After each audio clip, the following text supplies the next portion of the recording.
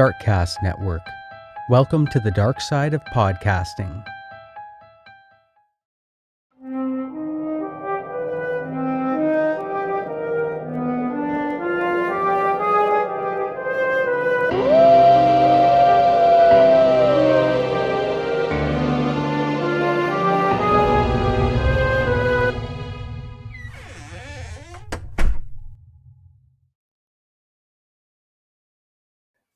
Well, welcome to Castles and Cryptids, where the castles are haunted and the cryptids are cryptic as fuck.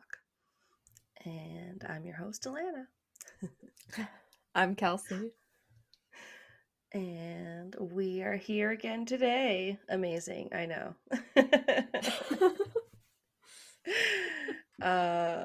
We hope you enjoyed last week's. And by this time, I might even have the pictures out of it, because I did look up some pictures for some of the fairies by the time we're recording this. And although there wasn't very many of people riding actual chickens, there was some interesting ones.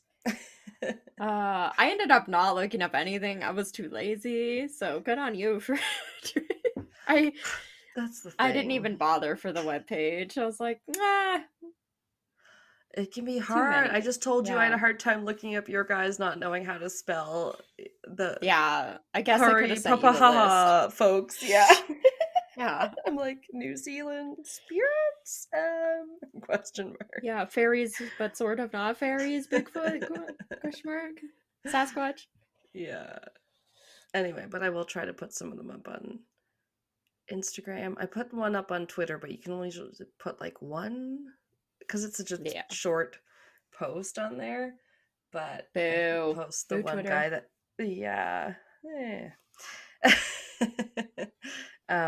the anthropophagy guy, one of the cannibal guys that had like a abdomen full of a mouth instead of a regular stomach or a womb. They're kind of like starfish, I guess. But yeah, there was some art of those guys. Of course there was. Like, it's the internet. Yeah. Like a human with a sarlacc pit for a stomach. It was weird. And there were some artist renderings of your New Zealand Maori spirit guys that I can't pronounce. Yeah, there was a couple. It was mostly like the Bigfoot ones that had the pictures, and then I think the first one, it was very hard to find pictures for. I remember when I was Googling it, it was like a lot of times the same pictures would keep coming up for all three of them, and I was like, this is gonna be too hard. I was looking up the Cali Cancerai Chicken Riders guys. Yeah. And something came up that was just clearly just a Krampus picture of him with a small child and his long tongue. And I was like, that's not right. That's Krampus. Did you mean a totally different thing? Yeah. Yeah, that's when you know you've gone too far down on the image search, because none of the things are matching anymore. But you know better. Yeah. I was like, nope. Just totally random. Random Krampus. Unexpected Krampus. Yes. Sudden Krampus. It's like Sudden Valley. I did get a cool board game for my birthday from my brother that has cryptids involved. Oh my god, really? Can you believe? That's cool. It's literally based on a podcast, so it says it's the last podcast on the left who've been out for quite a while. Okay. I know there's 2 or 3 guys, that talk about, I assume, everything we do, like the cryptids and the horror. And I've not listened to a lot of them, but I heard and obviously like horror movies if they're called Last Podcast on the Left and blah blah blah. But yeah, it's like conspiracies, cryptids themed, like board game. Cool. Oh, it looks so fun. We haven't played it yet, but definitely I would love to play it when you're here next, because I think it'll be fun. And it just looks like there's a lot of cards, there's tokens, there's a Sasquatch mini, there's a Man in Black sort of minifig. Aww. Is there a little Mothman? Is there a Mothman? No, there's a little alien. No? Okay, I thought an alien. I know, I was wanted like, to see do all I the get to be a little minis. Mothman? Right? Sometimes I just want to steal the little Monopoly tiny characters. I have the Nightmare Before Christmas on, and I'm like, sometimes I do just want to display all the little characters and like not even play the game. Just have all the little characters. This is probably the obsession with all the little minis you get in all the role-playing tabletop games like Dungeons and Dragons and stuff, because now Pat started collecting a lot of like D&D minis, and then he's painting them, and he's all like, what do you want your Belladonna character to look like? I'm gonna order her, and she's gonna you can have her like have her all her little accessories, and then you can paint the little mini and stuff. And I don't know, I get it. I've always liked little miniatures and dollhouse like things are very cute to play with and collect. Yeah. Oh my gosh. But anyway, yeah, maybe that's our next little mini vid on Patreon, is playing the cryptid game podcast. And now I'm like, I need a board game based on my podcast. I didn't realize this was a life goal I need to achieve, but that just seems like the ultimate goal. I love board games. We'll skip right past like buttons and t-shirts and mugs, coasters. Fuck live shows straight to board games. Making money off it. We'll just make the really expensive board game that'll never sell. What is it from Parks and Rec? The Cones of Dunshire or something? Yes, I think that is what it is. Cones of Dunshire. Yeah, we'll make so that board game. He's like, I know they did actually make. I'm pretty sure somebody actually made the board game. My only claim to fame being I made a board game for my sister one year as a Christmas present, and I just thought it was that's cool. Just like a Candyland type of where I really enjoyed making up the different little cards and stuff. That's really cool. I don't know. I think I used to be creative at one point, and now I'm just like, this would be a fun idea, and then half the time it fizzles out, right? I mean, come on. Nobody thought we would actually start a podcast, but here we are 3 years ago. Right? It's crazy. It's been that long already. It's COVID time. That's what it is. I know. It is forever distorted. Every year feels like a week. It just it's forever like, just messed up time. We've been doing this for 3 years or 30 days or 30 years. Either any and all feel accurate. Any is acceptable. What happened before COVID? Nobody knows. It's like before the internet and smartphones. We're like, wait. I'll be like reading a book set like 20 years ago. I'm like, holy shit, why is everybody paging each other? You know? Like, what is happening? Yeah. Oh. When I was listening to Smartlist the other day, poor Natalie Portman had to jump up and get her laptop charger, and I was like, stars, they're just like us. Yeah. It made me laugh. She's copying me. No. Then her like doorbell rang a couple times, and she was like, no, it's okay, I don't think I have to sign for it. Then she was like, oh shit, I'll be right back. And I was like, oh man, they must have actually had to stop this one a few times, because they would never usually keep anything like that in. But oh my god, that's actually hilarious. She's living in Paris. She can't have a doorman. They're like, oh shit, we think you need a house manager. Every time she'd get called away. I would love that. Donate to Patreon. We can live in Paris. That. Or at least go to Paris Disneyland or Disney World. Ooh. At least. Yeah. So cool to go to Paris. Oh my god. Mm-hmm. All right. Little Eurovision tour. We're just putting it out there someday. New Zealand? Let's go to New Zealand. Let's live out our Lord of the Rings fantasy of backpacking through New Zealand. Well, you were just talking about it, and then now I'm reading a book where they're visiting New Zealand, and it's because one of the Outlander guys, he lives in New Zealand. Oh yeah, and they're all like, and this is where The Hobbit was filmed, and I'm like, sounds so amazing. Yeah, very like cinematic and just beautiful landscape. Oh, totally. Take me to the fjords. Anyway, we're not doing any of that today. No. We're here to talk about crime. Oh, yes. Yeah.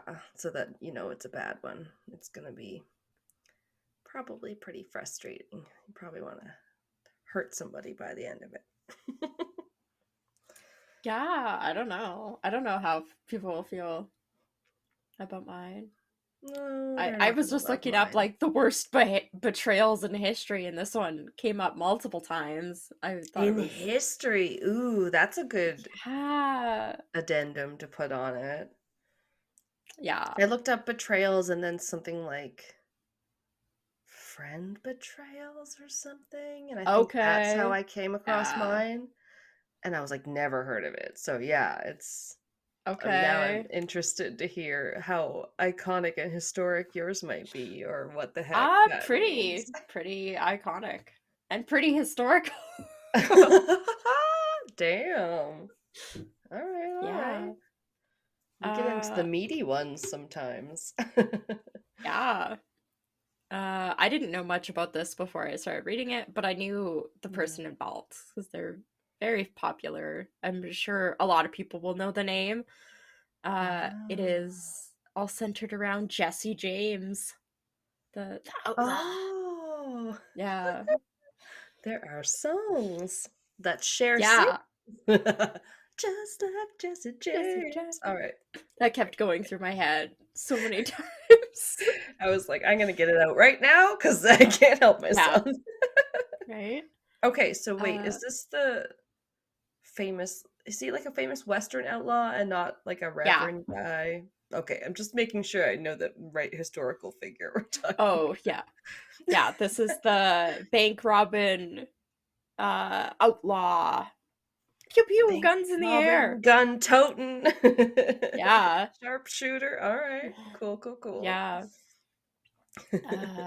Yeah, I didn't know much about him other than the name and that it was kind of like outlaw, maybe robbed some people. Yeah, it's like Bonnie and Clyde, right? Like, you know the name, but then you're like, do you know the story? And not often remember the details. Yeah. Okay. Yeah, and then it was like, ooh, he was betrayed by somebody. Like, this is interesting. Of course. I could cover this. I do kind of like the Wild West. Just like interests me. And I love bank robberies for some reason. Yeah, and with criminals like that, you're like, yeah, of course someone was betrayed. Yeah. Yeah. So Jesse Woodson James was born September 5th, 1847. Long time ago. Oh, September. Okay. Yeah. He's a Virgo, I think. He had two like full siblings, an older brother named Alexander Franklin James, who we'll be talking quite a bit about as well. And they had a younger sister, Susan Lavinia James. Lavinia? Cool. Bring back Lavinia. Lavy, people trying to come up with unique names for your child. Name your daughter Lavinia. Speaking of names, now I'm second guessing myself and wondering if I wasn't thinking of Reverend Jesse Jackson, but I'll correct myself. I think that's who you were looking at. Yeah. I grew up with a guy named Jesse Jackson. I could be forgiven for mixing up the names. I'm sorry. All right, continue. So their parents, Robert S. James and Zerelda, also bring back the name Zerelda. Zerelda. It sounds like Sabrina Esmeralda. Long lost because she's got her aunts Zelda and Hilda or whatever. Oh yeah. Now we got Zerelda. Okay. Zerelda. Yeah. So they raised the family in western Missouri in an area that became known as Little Dixie. Aw. Yeah. Little Dixie. Okay. Moving on. So Robert farmed commercial hemp and he was a former Baptist minister. Oh, and damn. When Jesse was just 3 years old, the dad, Robert, died while he was away in California, where he had gone, and he was being a minister to people during the gold rush. So he had gone there because I guess they needed ministers. And it was He went kind of out booming west. in that area, so he went there and he died while he was there, and Jesse was only 3. Damn. Yeah. That's got to be hard to So very rectify when young. your parent goes away and you just never see them again because they're dead. Like, oh. Right, especially that time, like, you don't really have, maybe other than the odd picture that might happen, which I feel like you have to be True. fairly well known to have had your picture taken and Yeah, or stuff. a locket done with your miniature in it, like a little painting. Yeah. Uh, so after Robert's death, Zerelda ended up getting remarried twice. Her second husband, like in between, uh, I think he ended up being abusive and stuff. It didn't last very long. She didn't like how he treated their kids or like her kids, so she left that pretty quickly, Okay. just a few years. But her third husband was a lot better. His name was Dr. Reuben Samuel, and he ended up moving into the family's home. So, like, she had kept the farm, and he ended up moving in there. And he's a doctor. Yeah. Zerelda Damn. and Samuel went on to have 4 children together. And the Okay. couple also ended up having a total of 7 slaves, because that was at the time. And they served mainly as farmhands in their tobacco fields on the farm. Right. Yeah, I was just seeing it as a common form of labor at the time, unfortunately. Oh, yeah. I do have a little bit about it. Oh, okay. Yeah. At the time, the county, this Little Dixie area, counted for more slaveholders and more slaves than most other regions of Missouri. I put of the Missouri. Of the Missouri. That's great. That's how you I can write. just hear Grandpa Simpson. I'll be dead in my cold grave before I recognize the state of Missouri. He has a line. He says. Nice. He's old. Yeah, so this Little Dixie area counted more slaveholders and more slaves than most other regions of Missouri, with slaves Wow. accounting for about, or most areas, the slaves accounted for about 10% of the population in the whole state, while in Little Dixie, they accounted for 25% of the population of like that county. So in the whole state, slaves Wow. were about 10%, but in Little Dixie, they were about 25% of the population. So a lot higher. Oh, okay, but probably all Yeah. still enslaved people.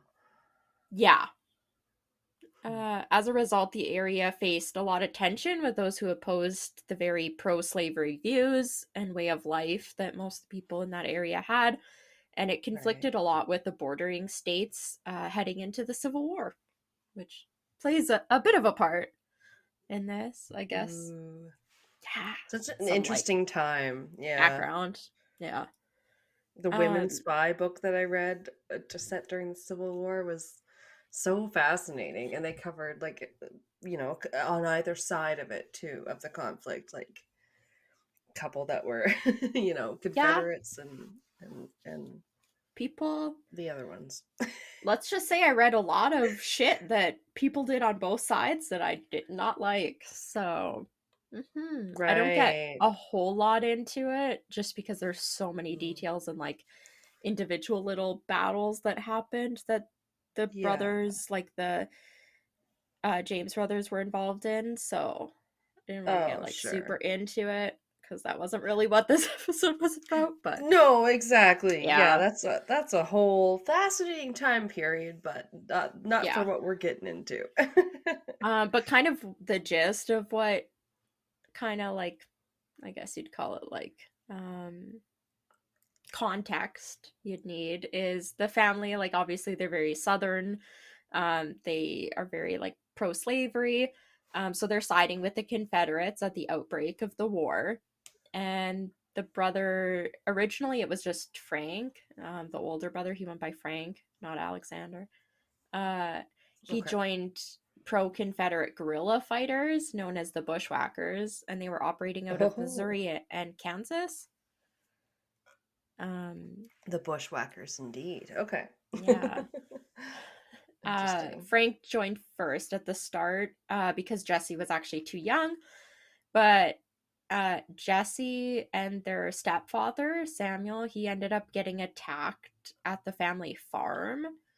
So I think it said, like, some things say that, like, Jesse got whipped, and then it said that their stepfather was, like, tortured for information.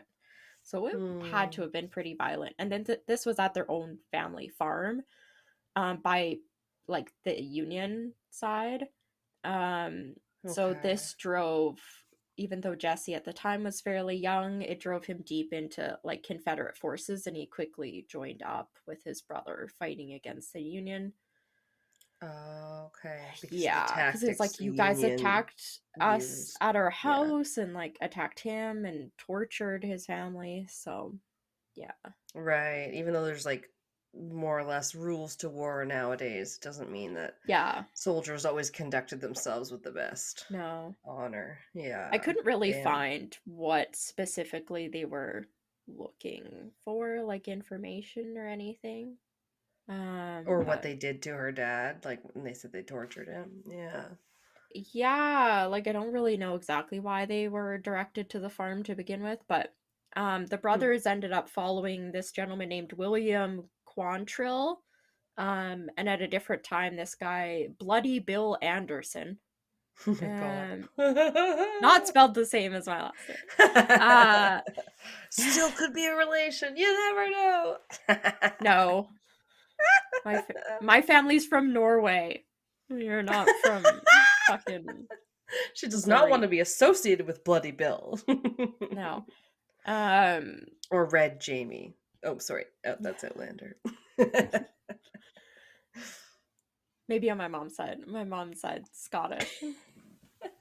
Oh, right. Yeah. That's fun.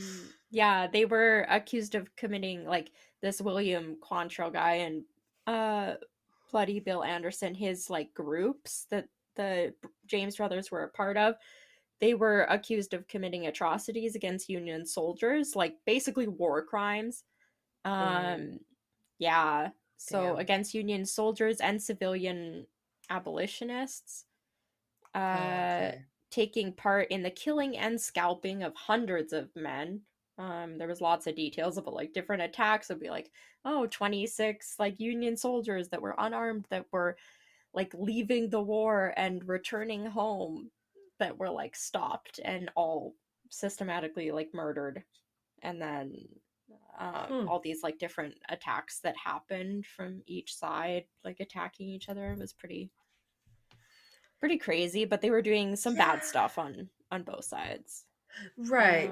But it's funny because it's at that time when they're still proposing to, like, recognize some civility and be like, well, I wouldn't just attack you in the street, sir, without, like, making a proper duel. You know what I mean? But then when it comes to the rules of war, you hear about all this shit going down where, like, they're like, oh, well, prisoners were killed. And you're like, well, that's not cool. That's you can't just do that shit. So you just don't know, like, what people were getting away with then. Yeah, it's crazy.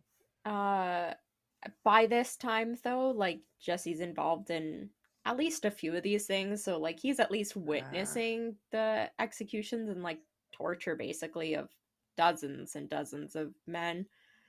He's only 16 by this time, so very young. Like, as a result of the brothers' actions, their family ends up getting forced out of the county by Union military authorities.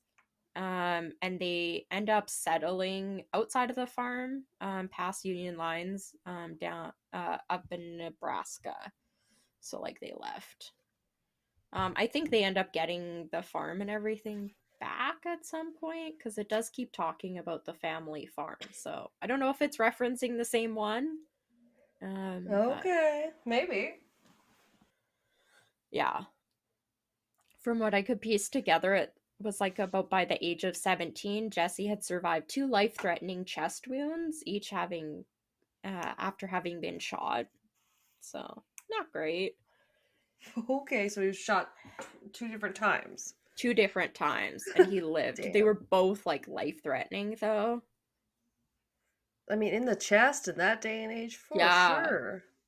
Yeah, it punctures your lung, you're not doing too good. No. The chances are not great. Oh, yeah.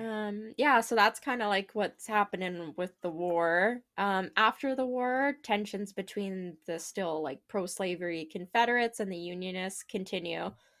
There's legislation that gets passed that temporarily excludes former Confederates from voting, serving on juries, becoming corporate officers, or preaching from church pulpits. So, Oh, yeah, okay.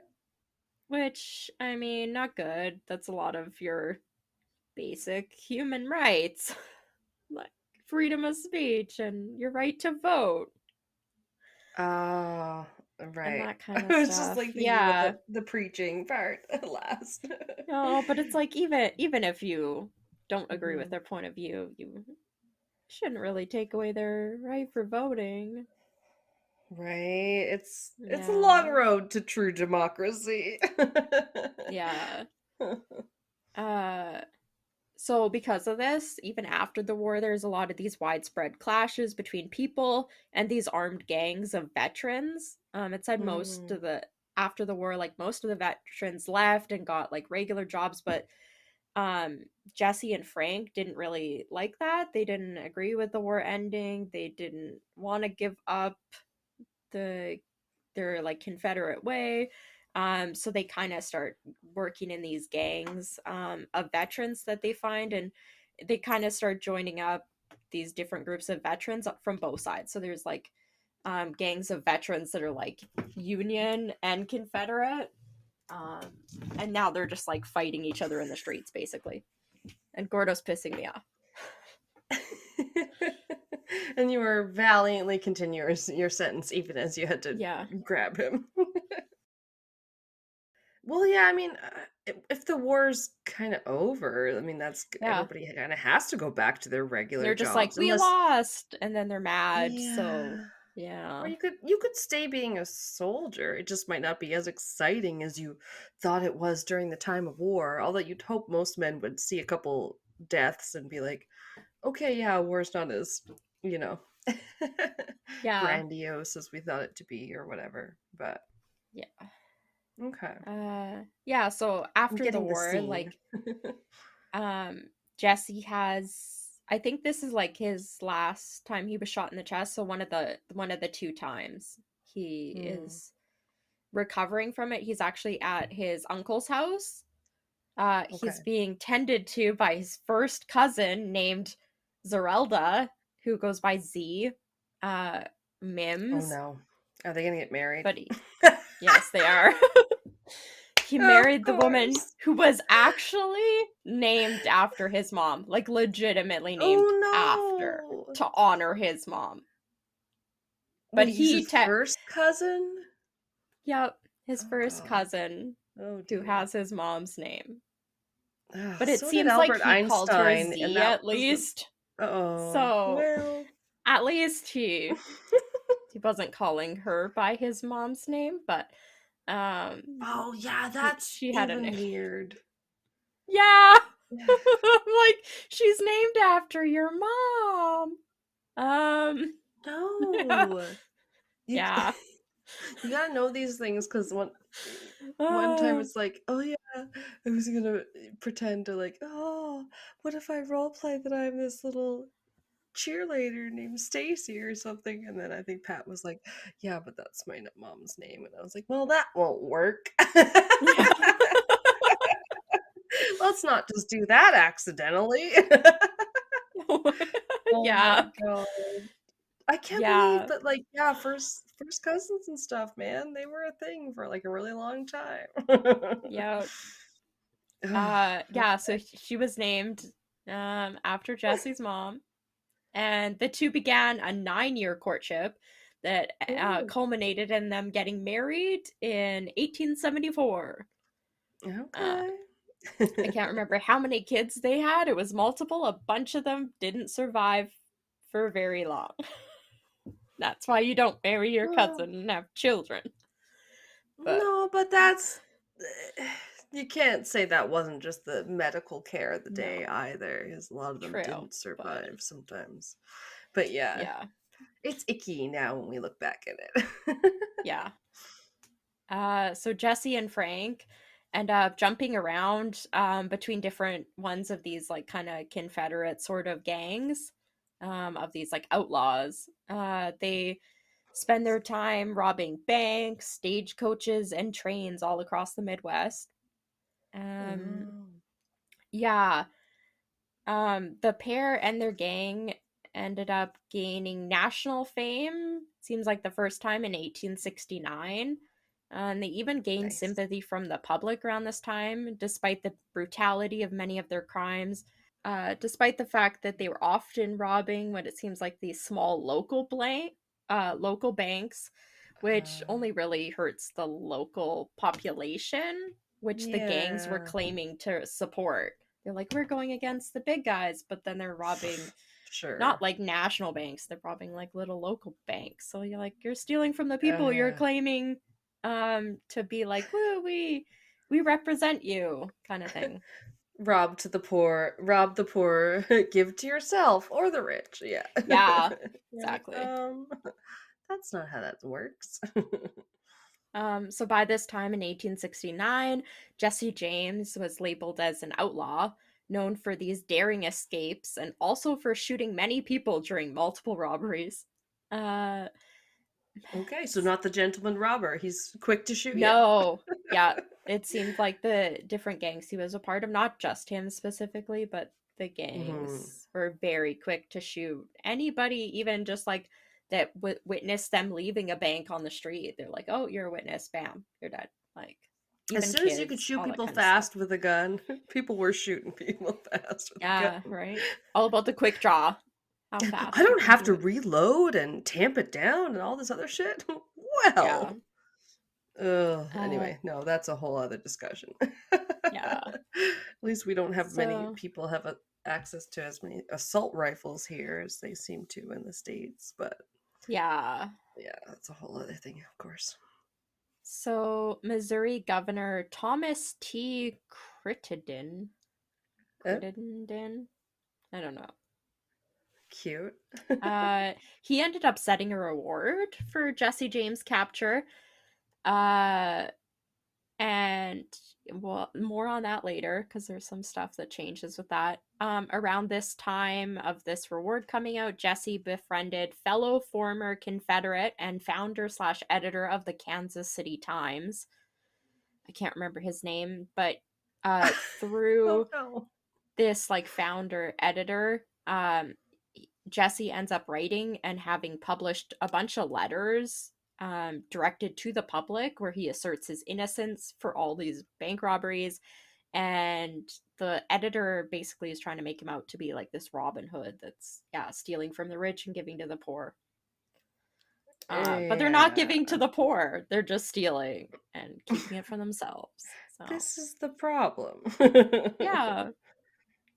Yeah. The brothers gang ends up shrinking by about 1876 when at this point several members were captured or killed during an attempted bank robbery. It goes sideways and like I think this was the Uh-oh. one where they rob a bank, they get away, like Jesse and Frank get away, but their people that were with them get shot by the public who has guns and are like waiting outside and are just kind of sick of seeing them rob them over and over again. So they Oh shoot them all. no. The Uh town mob. yeah, Fuck. basically. It was pretty crazy. Well, when you're Yeah. not giving the money to them, why Yeah. should they support you? Jesus. Yeah. They end up spending the next few years kind of like recruiting these new members that kind of come and go and facing increasing pressure from law enforcement who's starting to really get on their trail, Sure. desperate to capture them. It did mention in a few of the sources that sometimes the James gang ended up wearing like KKK masks while committing like different train robberies and that kind of stuff. Oh So, no. yeah, I don't have any more on that, but it was I in multiple things. I have heard from, I guess, reading a lot of Outlander and Scottish crap like that, that like that was in like the KKK stuff was originally influenced by different, oh my god, I don't know, Scottish groups that like dressed like that, but like that weren't that crazy Okay. like religious. Well, I don't know much about the origins of like the Ku Klux Klan. I that. mean, me neither, Yeah. but I just when you think about it, it's like clan.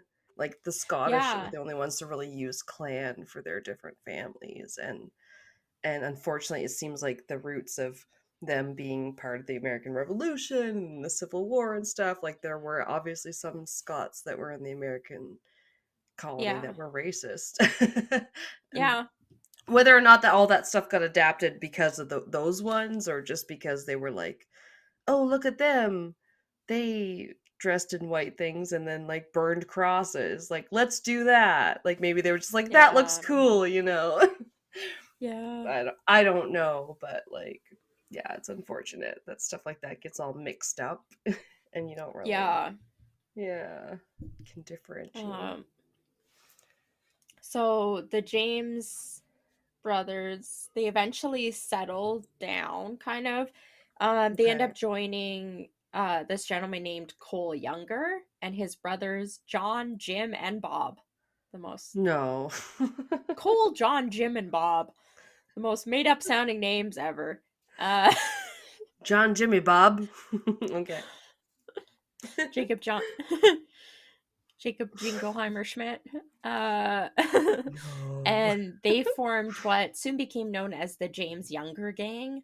Um, when you look up Is Jesse Younger the James, last name? Or James yeah, the Cole Okay. Younger and his brothers John, Jim, and Bob. Alright. Um, yeah, I think it's because if you call it the Younger James Gang, it just sounds funnier. So the James Younger Gang. It's young Ian, just like in Yeah, Outlander. together with James as kind of the face, the public face of the Okay. gang, because he's Mm. the most famous. Basically, they successfully robbed banks, stagecoaches, and a fair in Kansas City. Um, I could have looked up more. That sounds interesting. I wonder what they robbed. Uh, Right. Just a bunch of places, yeah. yeah, they often committing the crimes in front of crowds with and intentionally drawing their attention. So like they weren't trying to be secretive about it. They were kind of intentionally drawing the public to be like, "Hey, look at us. We're successfully robbing them because they're so stupid." Stuff like that. So, Okay. yeah, which So, obviously law enforcement is going to love. Uh sure. like, And it just yeah. sounds like way more open Yeah. than we were just watching a bunch of Pat wanted to watch heist movies in preparation for our D&D session, which may or may not was going to include a heist on Oh, Saturday. okay. So, I don't know, what did he watch? Logan Lucky, and then I was like, go for one Yep. of the classic Oceans, you know, because then he was Yep. also watching like Ant-Man, which he would argue is a heist and is not wrong, but you know, there's some classic ones too, right? Yeah. There's And then it's like, a lot of heist movies. oh, I mean, I know. Oh, that could Yeah. be a Patreon episode. I just love to cover a good I or hear love about a good I movie. love robberies. So even robbery Oh, movies. A well planned out robbery movie. yes. Well, that's the thing. Um The well planned is that's what sorry, that's what it made me think of yeah. is when they're like you just said they're letting people know when the robbery's going on, and in the first Yeah. Ocean's one, they call the owner of the hotel, the Benedict guy, and they're like, "Yeah, I'm the man who's robbing you right now." And then he's watching the Yeah. videos, and it looks like he's being robbed right then, but he's, you know, a spoiler alert, he's really not. Blah blah blah. They are so, yeah, Yeah. got their It's complicated game smart. on, but it's so cool. Yeah, yeah. Yeah, law enforcement starts to get more involved, so angry at the gang's continued crimes, this guy Alan Pinkerton, he's the founder of the Pinkerton National Detective Agency, and Aw. he was put in charge of stopping the James Younger crime spree. Crime spree. Oh my god. Crime spree. after dispatching several kind of undercover agents to try and infiltrate the Zerelda Samuels farm. So I think they were trying to get like info, maybe some intel, I don't know, spy on them, what. But whoever they sent to that farm and kept turning up dead. So the order was then made by Pinkerton to actually raid the property, like surprise attack them. And during the night of January 25th, 1875, detectives threw an incendiary device into the house. Reports kind of differ. Most of the ones I read said that when it exploded, it killed James' half-brother named Archie, and it blew off their mother Zerelda Samuel's arm. Like, well, what? damn. Did they one of just her like arms. throw it into the house all blind? They're like, I have no idea. There's a bomb. Like, yeah. Oh my god. Pinkerton later denied that their intent was like arson. But this was refuted when a long time later, like decades later, a letter of his was found in the Library of Congress that basically said like burn them to the ground. So, but that was like decades after this happened. So, a letter that said to burn this family's house to the ground? Yeah, What the fuck? the Samuels farm. Because he was saying, oh yeah, like we didn't intend to burn their house, we didn't intend to hurt anybody, but they were like, no, like you sent this letter, and it was, yeah, they found it going through like their records in the Library of Congress like decades later. Some historian was going through them and was like, he claimed that after it happened, but we found this letter that says otherwise. Damn. So, yeah, not good. The truth will out. Yeah.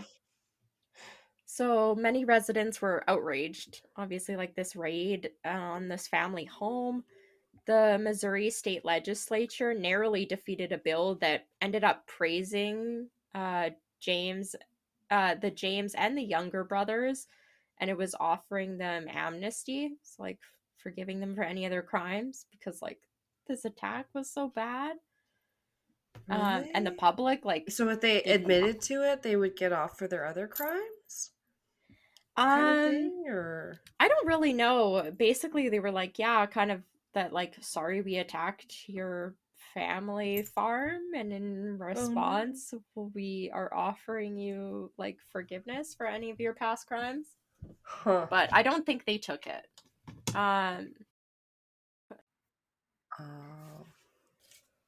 By this time, former Confederates were allowed to vote and hold office again. So in the legislature, they voted to limit the size of rewards that the governor was able to offer for like capturing different fugitives and outlaws. So that kind of helped in favor of the gangs because the rewards couldn't be put very high, so the incentive just wasn't really there. Right. Yeah. Yeah, that works out. Yeah. Great for them, bad for the public. On September 7th, 1876, the gang attempted a raid on the First National Bank of Northfields in Minnesota. Damn. And the robbery went wrong, and afterward only brothers Frank and Jesse would remain alive and free. So this happened like a few times to them, where they were the only ones that got out alive or weren't imprisoned. Right, the rest of the gang did not fare so well. No, they were either like shot or caught right away or within a day or two. Shit. So they kind of like drift aimlessly again. This kind of broke up the James Younger gang. They end up drifting around Missouri, Mississippi, and Alabama, committing kind of robberies with these temporary gang members that kind of revolve over the years. None of them ever really remain loyal or like consistent.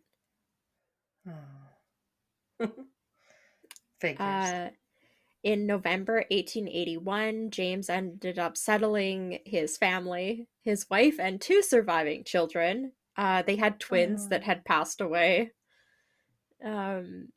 Yeah, which is sad. It said Okay. that I So, think the twins only for like a few days or something. and then maybe they like had two older children or something that Yeah, I'm lived. not really sure. There wasn't a whole lot.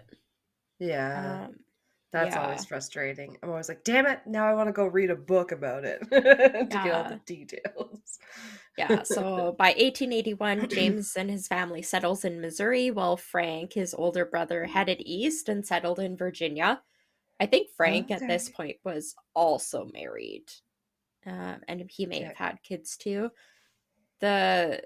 The brothers intended to leave behind their lives of crime at this point, and the gang had um at this point was basically just the two of them consistently over the years, other than like the random people they would kind of bring on for like maybe a robbery or two.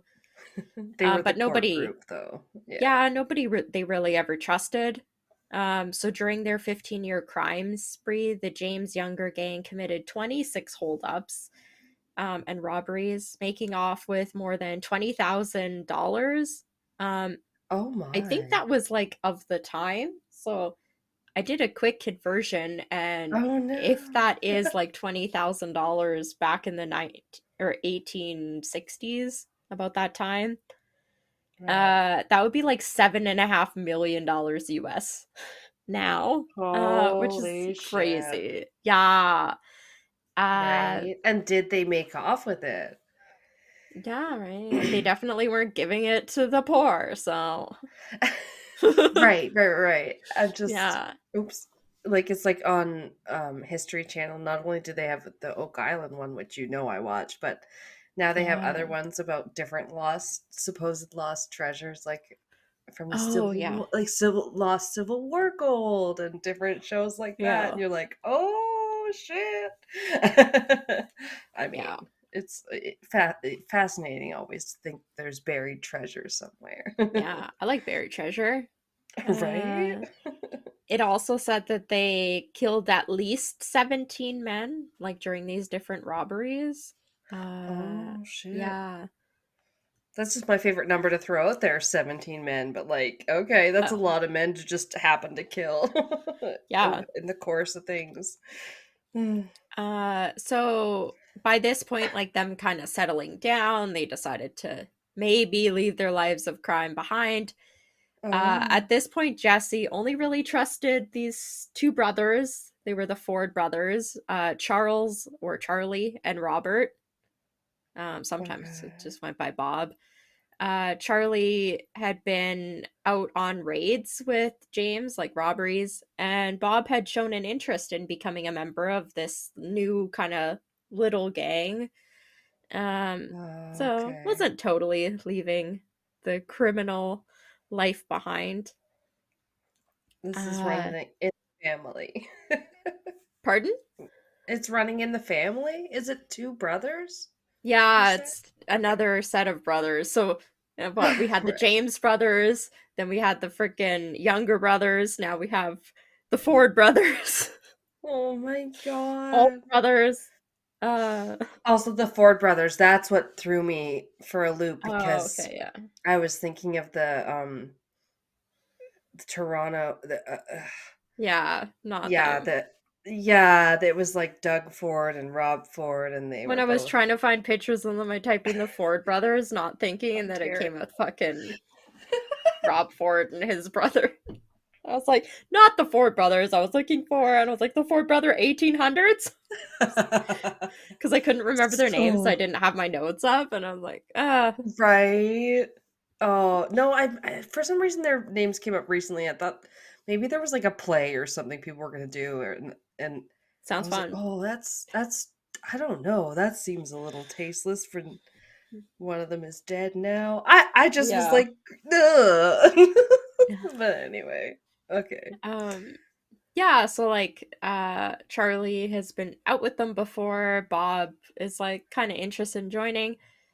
For Okay. protection, uh Jesse ends up asking the Ford brothers to move in with him and his family. Okay. Didn't really have a clear answer. It just said for protection and that he really only trusted these two guys at this point.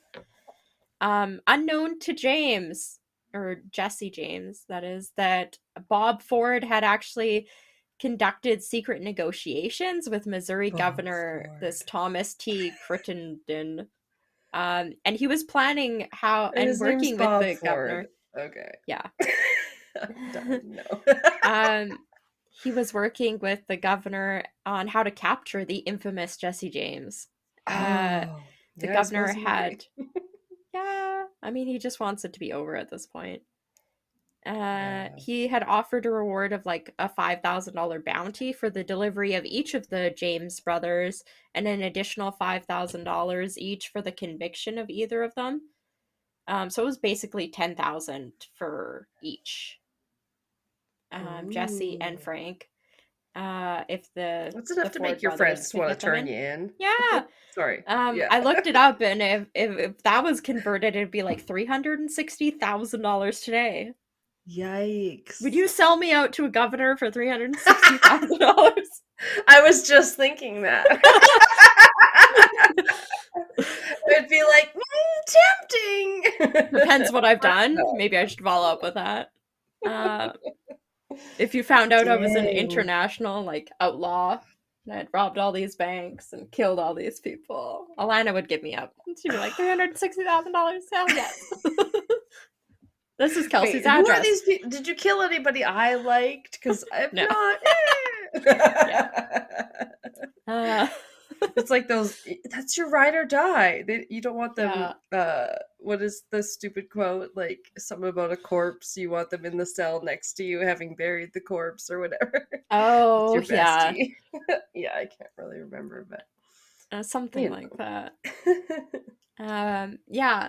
So getting to the ultimate betrayal. Dun dun dun. Why we're here. On April 3rd, 1882, after eating breakfast, the Ford brothers and the James brothers, presumably left like some sort of dining room, kitchen, something like that. They go into the living room. I think of the Ford brothers' house or the James brother, like either that or Jesse James' house. I'm not exactly sure. One of the bachelor pads. Yeah, it said that they were kind of planning their next robbery. That was like the ruse of it. From a newspaper article, Jesse learned that a member of their gang had actually carried out execution that he hadn't been aware had been ordered out. And he became suspicious that the Fords had not told him about it, and like why they might not have told him they had asked one of the gang members to do this when, you know, it's like supposed to be the James brothers running the gang, not these Ford brothers. So yikes. There's a couple different versions of what goes down next. Most of what I read, and this was from Wikipedia, this was kind of the consensus, said Robert Ford later said that he believed that James had realized that they were there to betray him. Instead of confronting them or the Ford brothers, James walked across the living room, laid his revolvers on a sofa. He turned around and noticed a dusty pitcher above the mantel, and he stood up on a chair to clean it. At this point, Robert Ford drew his weapon and shot the unarmed Jesse James in the back of the head. What? He was shot unarmed in his fucking living room. Or at least cleaning the painting. Yeah. Oh, that's so very Red Wedding. And yeah. Just why you're not allowed to be a host and then kill your guest. It's just not cool, man. It's just not done. Or whatever. Wow. Yeah. So Jesse's 2 previous bullet wounds and partially missing middle finger served to positively identify the body. And Jesse James was only 34. Oh! Yeah, he was really young. I didn't expect him to be that young. But, yeah.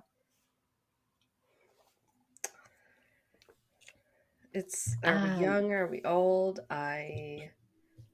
Turned 36, and then I went to the store today, and they apparently decided to ID me for once, and I was like, here you go. And then she was like, that's expired. And I was like, but you know me here. Why do you even? I was like, I couldn't believe she even ID'd me. I was like, I'm here every, like, you know, like one of my local stores, right? It's like, Yeah. I live here, man. No. But not only I should have known. Pat's he's had the same. His birthday just passed, and his is 2 weeks before mine. Yeah. So it's like, happy birthday! It's been 5 years. Renew your fucking license. You're like, thanks. Yeah. Right. And of course, for some reason, someone decides to ID me. So I went to the other store. I'm like, and you know, it's like, yeah, you know me here. She was like, oh, hey. Oh, you've been drinking up all the peach cider here. I think she's like the owner of the place. Nice. And I was like, okay, yeah, I'm partial to the peach cider, yes. But my husband likes the strawberry rhubarb, so anyway. Yeah. Yeah, so following this shooting, the killing of Jesse James becomes a national sensation. The Ford brothers made no attempts to even cover up their involvement. Immediately after what happened was Robert wired the governor to claim his reward money.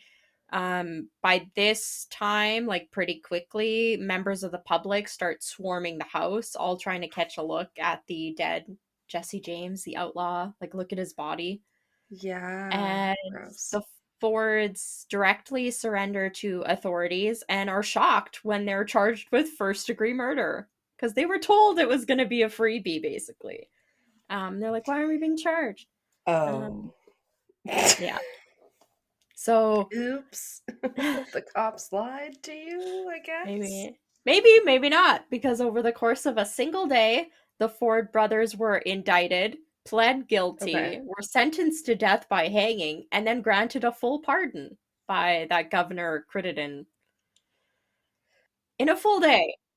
Yeah, this is the problem with the death penalty. Like, if we can't get the verdicts right, then how do we know we're not killing an innocent person? Well, these guys weren't innocent. No. But still. No.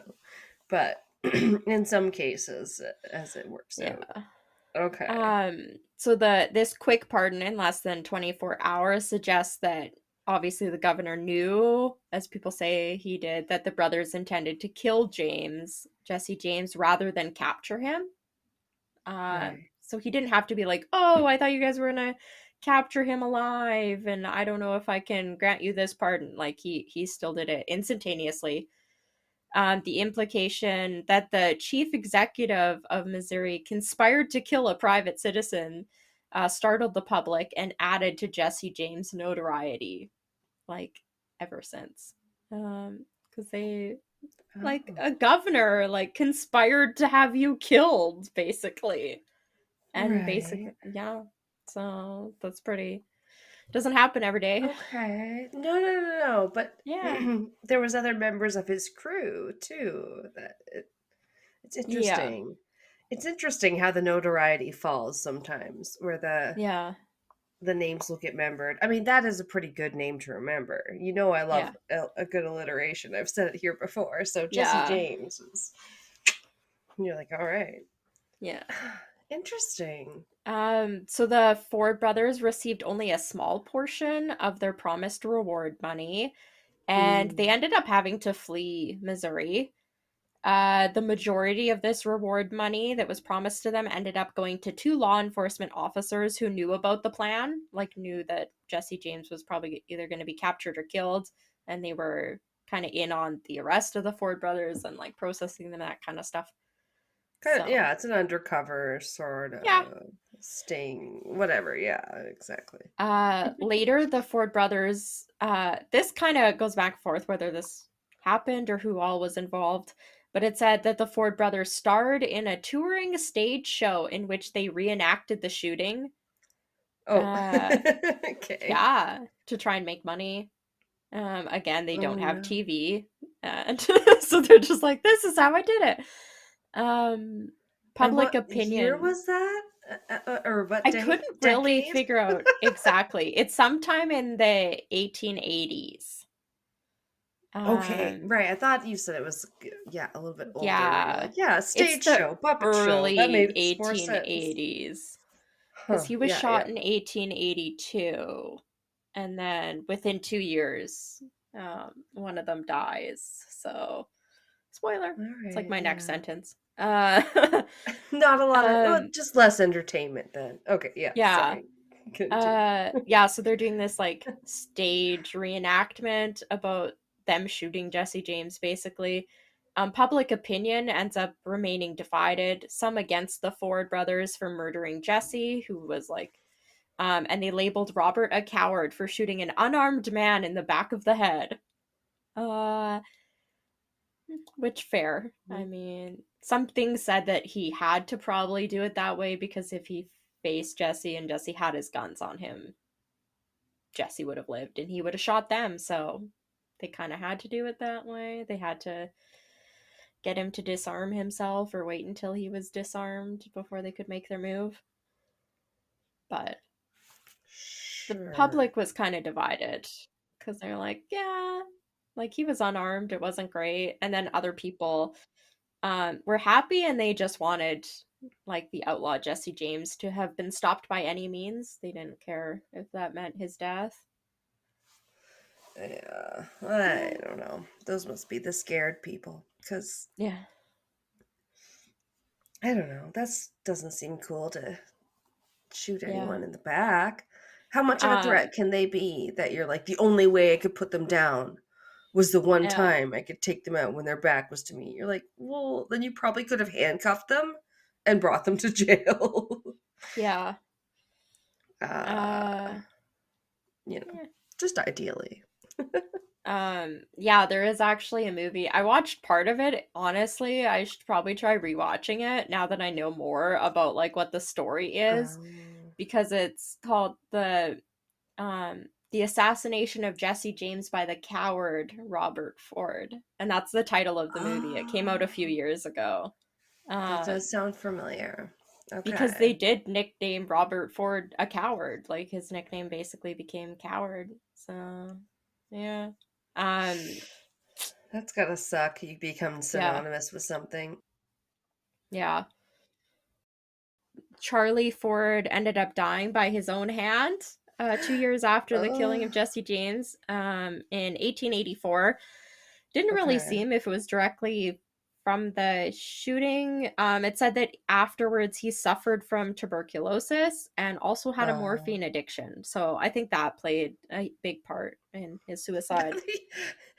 Right. You're like, okay, Yeah. yeah, it was like the late 1800s. I guess those kind Yeah. of things just went along with the times. That's Yeah. explanation enough. Okay. Damn, though. Um Next thing that happened kind of 1892, Robert Ford ends up being shot by this guy Edward O'Keefe. um Robert gets shot in the throat and he dies instantly. There's Oh, different well. things saying what the motive was. Some stuff said that Edward was like a former gang member and knew Jesse James, and this was kind of like revenge. Other Mm, things said that like a girl could have been involved. Other things said it was just random. No motive has ever actually been like confirmed though. And mm. Edward O'Keefe was later pardoned for shooting Robert Ford in the throat. So Wow. yeah, could have been something going on with that too. That was a little weird. Him being pardoned for that. Yeah, Um some of those weird ones are so sketchy and Yeah. infamous Said he that you're was like, walking out of like a his bar or something that he was operating. He's just walking out of it and "What? boom, gets shot in the throat and dies like immediately. Yeah. Assassinated." You're like, Yeah, okay, he was Tupac should assassinated. forward him. No. Yeah. Okay. From legendsofamerica.com, this was kind Ooh. of interesting. I ran across this in a few other things. But this was from what legendsofamerica.com had to say on October 4th, 1882. So this was what about a month after Jesse was shot. His brother Frank ends up surrendering to Missouri Governor Thomas Crittenden. This is Crittenden. Crittenden. That's his name. Crittenden. Critter Man. Critter Man. That'd be so much easier. Um, yeah, by this time, Frank, he was 39. It said the 39-year-old bandit marched into the governor's office and took off his gun belt, placing it before the governor and saying, "Governor Crittenden, I want to hand over to you that which no living man except myself has been permitted to touch since 1861. So weird. Damn. Uh, it said You that can touch Frank, it now. yeah.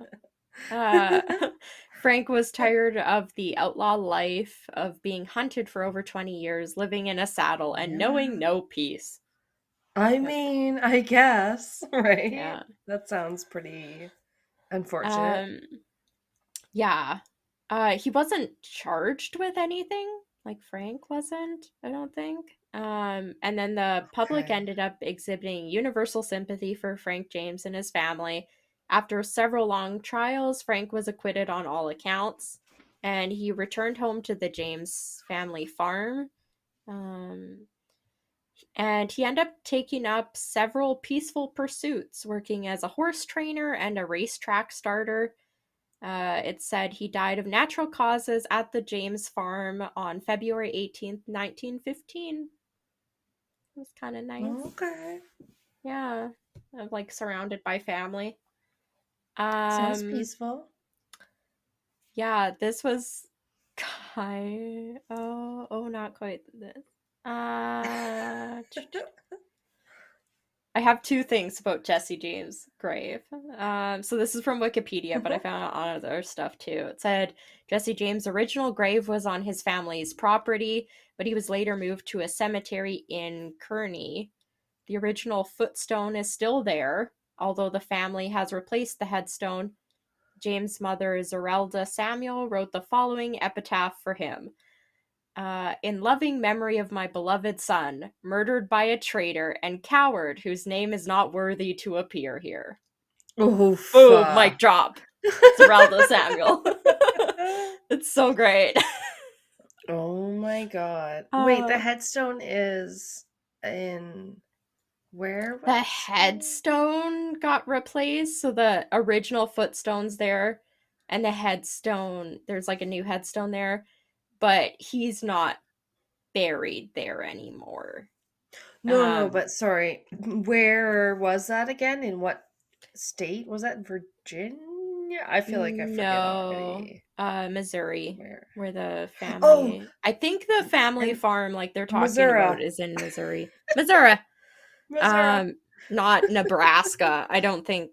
Yeah, it was kind of confusing. They just kept talking about the family farm, Okay. but I was like, but they relocated to Nebraska. So is it Nebraska or Missouri? Yeah. Who knows? Especially in those times where they would just keep going where they thought the farming might be better. Yeah. Well, who knows? Might be better out here. We'll just keep forging out west, even though no one's been out there. Oh, and a Yeah. bunch of people told people moving to New Zealand that it was a flat and fertile country, so that was a lie. That's just how those things go. It's rolling hills and peaky valleys. I don't know. Yes. Yeah. Yeah, because I was telling you off the pod that I was like, oh, I couldn't find your spirit people that easily, but Yeah. it's a interesting place. Yeah, the one thing, I guess I don't have it on here. Um, I thought it was funny, and it was that Zerelda, Jesse's mom, used to charge people when his grave was like on their farm. Him, and even after she passed away, Oh. Frank did the same thing. They would charge people to come look at Jesse James' grave, and then they would give them like a little rock. And then Oh. every time they ran out of rocks, they would just take rocks from like the river and put it on the grave, and then be like, "Would you like to take a rock from his grave? 25 cents." And then you're like, baller. Like, it was That's not great. how Karens are supposed to work. You're supposed to leave one every time you visit as a Yeah. memory. Instead, they're taking them all away. Well, Oh they my wanted to god. take them, and then the mom and then later Frank would just replace the rocks so that people would be like, "Ooh, I have like a one-of-a-kind rock from his grave." And it's like, oh. Right. Uh, Well, yeah. we hope we're not those kind of true crime vultures, because there are still No. some of those these days, but Oh, yeah. that's a bit too icky for me. I'll just Um, true crime, I'm gonna watch that one, Only Murders in the Building, because now I think we have access to it on Prime or something, where it wasn't on it Nice. before, and is about Yeah. true crime obsessed people. So of course, Yeah. gonna watch that. A couple sources said that James' widow, not his mom, but his wife, his first cousin, Zerelda Mims, Zerelda Mims Oh, James, she died alone and in poverty, which is oh depressing. no, not penniless. Yeah, penniless. So, like, talking about his legacy, a lot of people know his name. Already famous during his lifetime, he became a huge iconic figure of the Wild West after his death. Of course, rumors of him faking his death started almost as soon as newspapers announced he had died. Wow. Yeah. From Wikipedia, it said the body buried in Kearney, Missouri, marked Jesse James, was exhumed in 1995 and subjected to mitochondrial DNA typing. The report confirmed that the mitochondrial DNA recovered from the remains was consistent with the mitochondrial DNA of one of James' relatives in the female line. So he's at least buried. Presumably, Mitochondrial he did DNA. die in 1882 when he was assassinated, but yeah. Okay, cool. Well, they were like just all these crazy things. They'd be like, "That's not his real body," and all this stuff. Because of course, there was a recent thing saying that King Charles had died, and then some stuff saying he had died in the 1990s, and it was Really? like, what? Oh, the internet. Yeah. Yeah, that's crazy. I have tiny bit more. He's often portrayed as a Robin Hood type, stealing from the rich and giving to the poor. However, there is no evidence that his gang ever shared any of their loot with anyone outside of the gang or like their immediate families. Instead, Unfortunately. instead, historians and scholars have characterized James as politically motivated, with like the Confederacy, and inspired by regional insurgencies of ex-Confederates, and them trying to like uprise the Confederacy again, rather than taking a stance against economic justice or frontier lawlessness. So just the sake of robbing to be like, woo, you can't control me. They were just doing it to like stir things up. I don't know. Yeah, his life and crimes have been the subject of many movies, documentaries, and books, including the aforementioned movie I have to try and rewatch that I was bored to death the first time. The Assassination of Jesse James by the coward Robert Ford. I can't remember who's in that movie. It's like, to try and watch it again. It's really good. It's like Brad Pitt and Sam Rockwell and fucking everybody else. It has such a good cast, and I'm like, yeah. I just watched one of Sam Rockwell's movies recently. He was on Smart List, the podcast, and they were like, "Oh yeah," and they briefly were like, "Yeah, we didn't want to say, but you were on that movie, The Moon or whatever," and it sounded kind of like The Martian with Matt Damon, and then they alluded to the fact that it was just basically him in the movie, and then I watched it and I was like, "Yeah." It wasn't just that it was just him; it was just. Yeah, it was like, there was no other people basically saw in the movie. It was just like a lot Yeah. of him on Mars. And I was like, or the moon, or what? You're just like, wow. Yeah, so the movie, The Assassination of Jesse James by the coward Robert Ford, has Brad Pitt as Jesse James, Casey Affleck as Robert Ford, Sam Rockwell as Charlie Ford, Sam Shepard as Frank James, Jeremy Renner is in it. Damn. Yeah. Zoe Deschanel. Lots of people. Ooh, okay. Paul Schneider, Parks and Rec. Woo. Yeah. I always forget Casey Affleck is in the Ocean's 11's movies too.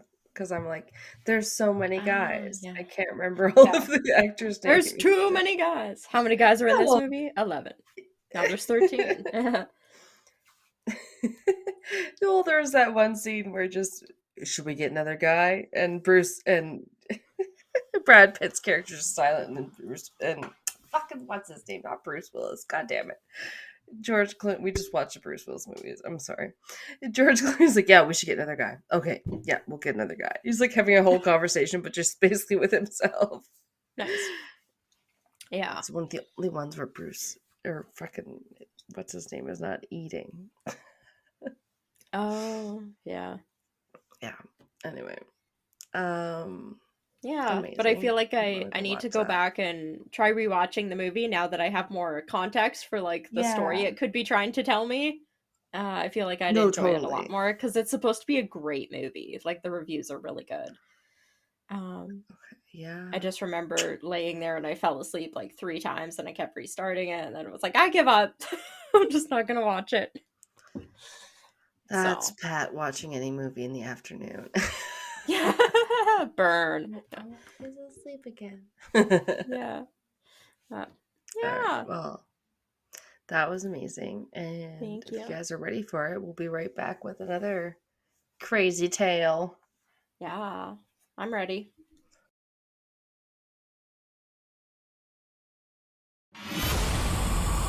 Witchcraft, the occult, extremist beliefs, murder.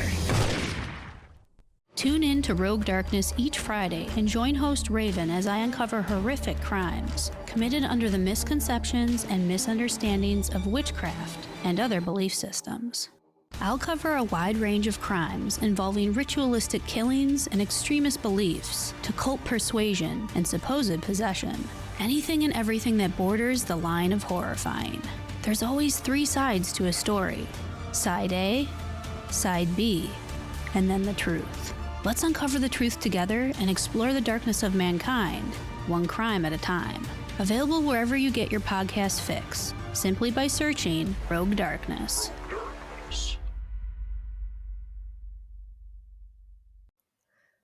We're back for the story of is it bad that I've just always assumed that I just knew how to pronounce her first name? Because sometimes I guess I could look up things and see if they pronounce it too, but I just don't know. It's spelled like Shanquella Robinson. Okay. Like sort of like, Shaq. It's like Yeah. Shaq, Okay. but you get an N in there, so it's like, oh, okay, it would be like Shank. But then you got the Ella on the end, so it's Shanquella. Okay. Yeah. Anyway. I sometimes try to listen to podcasts and videos and things, but they are not always the most not necessarily informative, but reliable sources, so Yeah. you try to get your your word sources down. Anyway, I just hope I'm pronouncing it right, but she it does have a very cool name, I think. She was actually born Shanquella Robinson on January 9th, 1997. Okay. Nice. Bernada. To parents Yeah. Bernard and Salamandra. Okay. Which I feel like didn't you have a mom that had a cool name too, or was that just I imagining something like that with an Yeah, S it was name? Zerelda. Zerelda. It was a Z. Okay, yeah, that's right. Yeah. It was also his Oh. wife's name. His mom/wife. It's interesting. That's a choice. Yeah. Sometimes there just weren't as many names, but no, I don't know. Yeah. That was a little different. But she was literally named after, because... Yeah. Yeah. Yeah, it's just a little too close for home. I didn't love It wasn't that. even that it was like a family name. It was like, no, she was named to honor Jesse James' mother. That was like, because I don't know if it was her mom or her like dad Right. that was like the brother or sister, right? So they're like, yeah, we're honoring my sibling by naming my daughter after you. And then it's like, just kidding. Her son's gonna marry her daughter. Yeah. It's a little Great. too Fun. bit too Targaryen to think about Yeah. for me right now. Yeah. Okay, so Shanquella she grew up in Charlotte, North Carolina. Nice. It was the South. The South.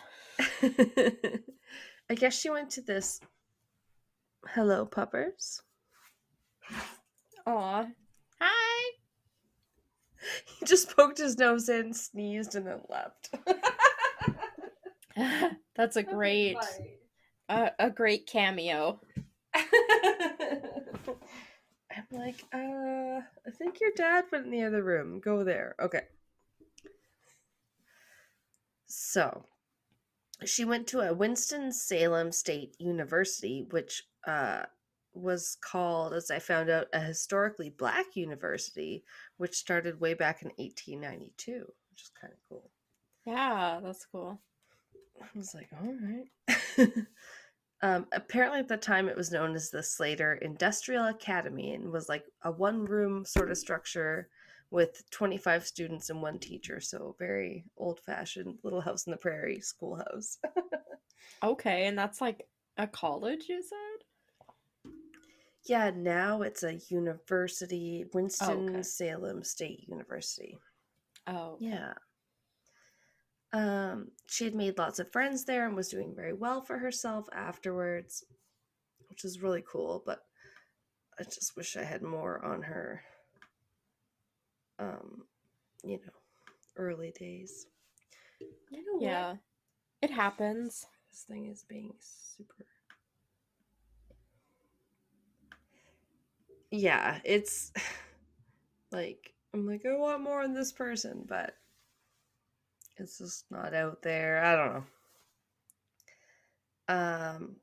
But still, it doesn't mean because I didn't know about the case, I want more people to know about the case, Yeah.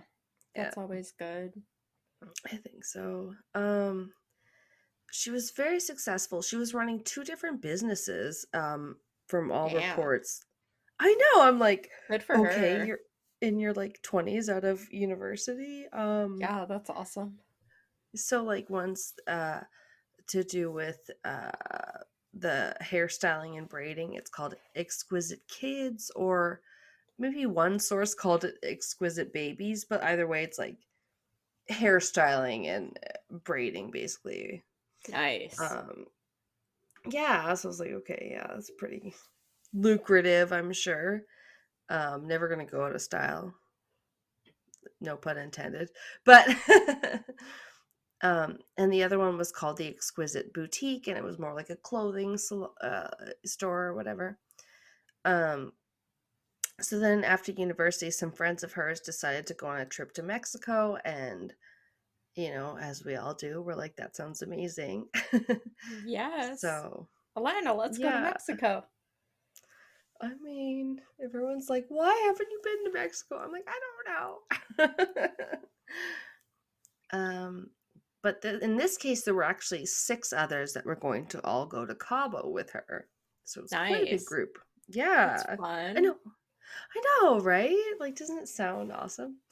Okay, so apparently the names were, and I only got this from maybe one source. Khalil Cook, Malik St. Patrick Dyer, Winter Essence Donovan, Alice Michelle Hyatt, Dejanay Jackson, and Nazir Wiggins. And I hope I did pronounce some of those tougher ones correctly. Yeah. Good job. I assume. I'm like, one of them's like kind of like winter, but with an E. It's like that AJR song, Dear Winter, I hope you like your name. But her name's like Winter because it's like with an E. And I'm like, Winter? Yeah. Anyway, still pretty, I'm sure. Yeah. Okay. But yeah, it was quite a big group of them. And they were all to stay at a high-end villa at the Puerto Los Cabos resort in Cabo San Lucas, Mexico. So this Nice. it's on the western little side there, located at the tip of the Baja California Peninsula, which my dumbass or whatever was spelling wrong, and it was like penisula, and then I was like, it's at the tip of the What? peninsula. Great. Laughing my ass off and then trying to explain it to Pat, and he was just over there looking at me like, what? I'm like, it's a typo. You had to be there. Yeah.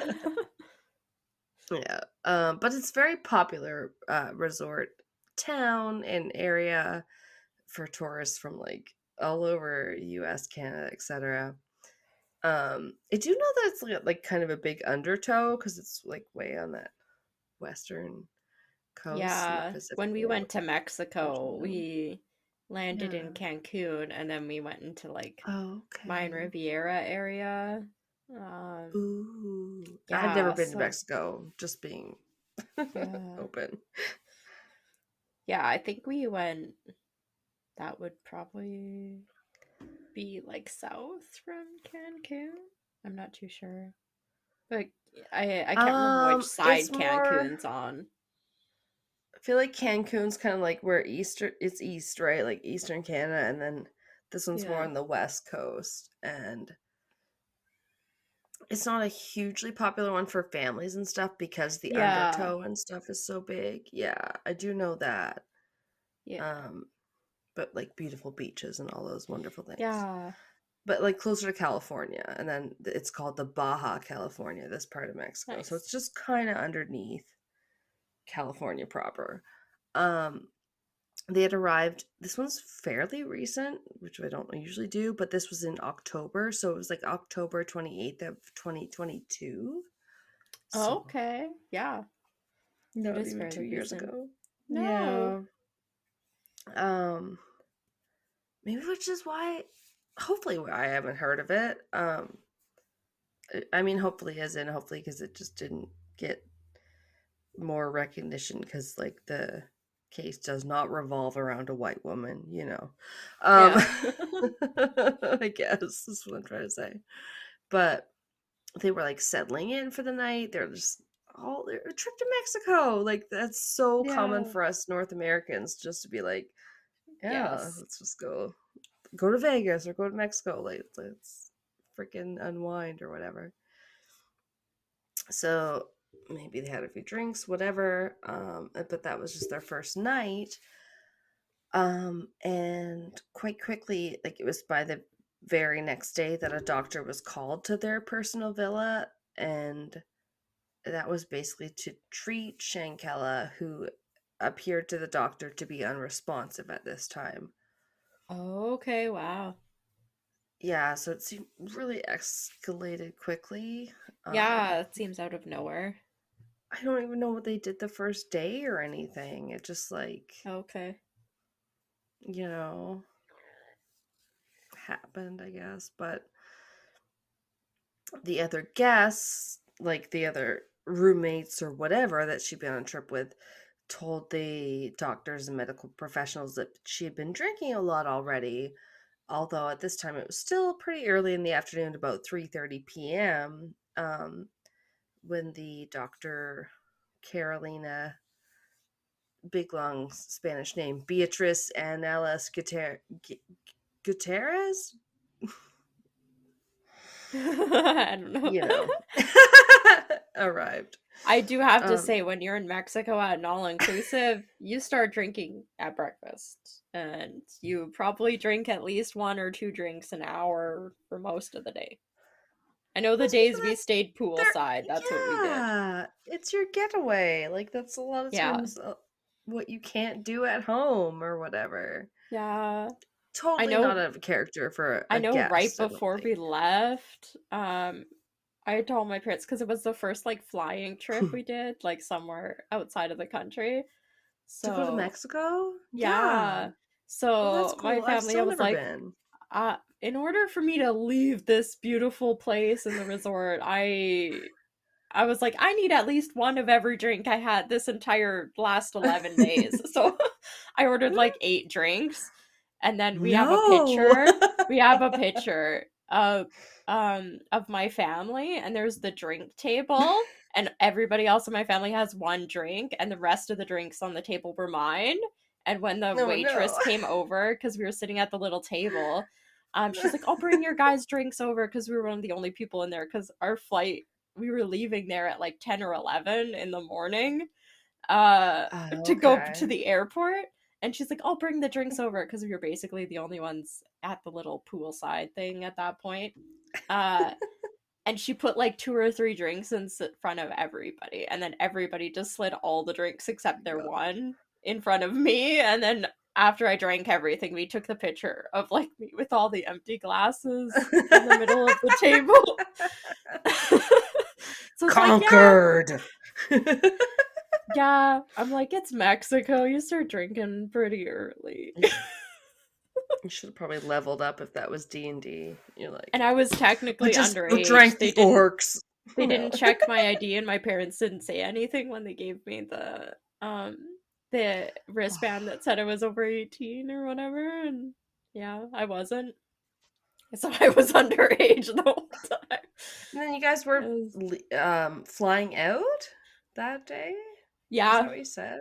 Oh my god. I wasn't drunk or anything, but well, that's the thing. I think that's what they have, the airport alcohol, so that you can get a little drunk if you want. But you don't want to be flying out hungover. And then you're sitting there for like 3 or 4 hours. Yeah. No. Yeah. Not great, but having been to my first time to Vegas, it was a travel agent trip, and I was like, what? We didn't get to party or nothing, and then you get back and you're just like, you ever flying home hungover, like that's not fun. Oh yeah, I would hate that. That would be like, there's so many things that make plane rides worse. Being hungover would be terrible. Yeah. You're already dehydrated. Yeah.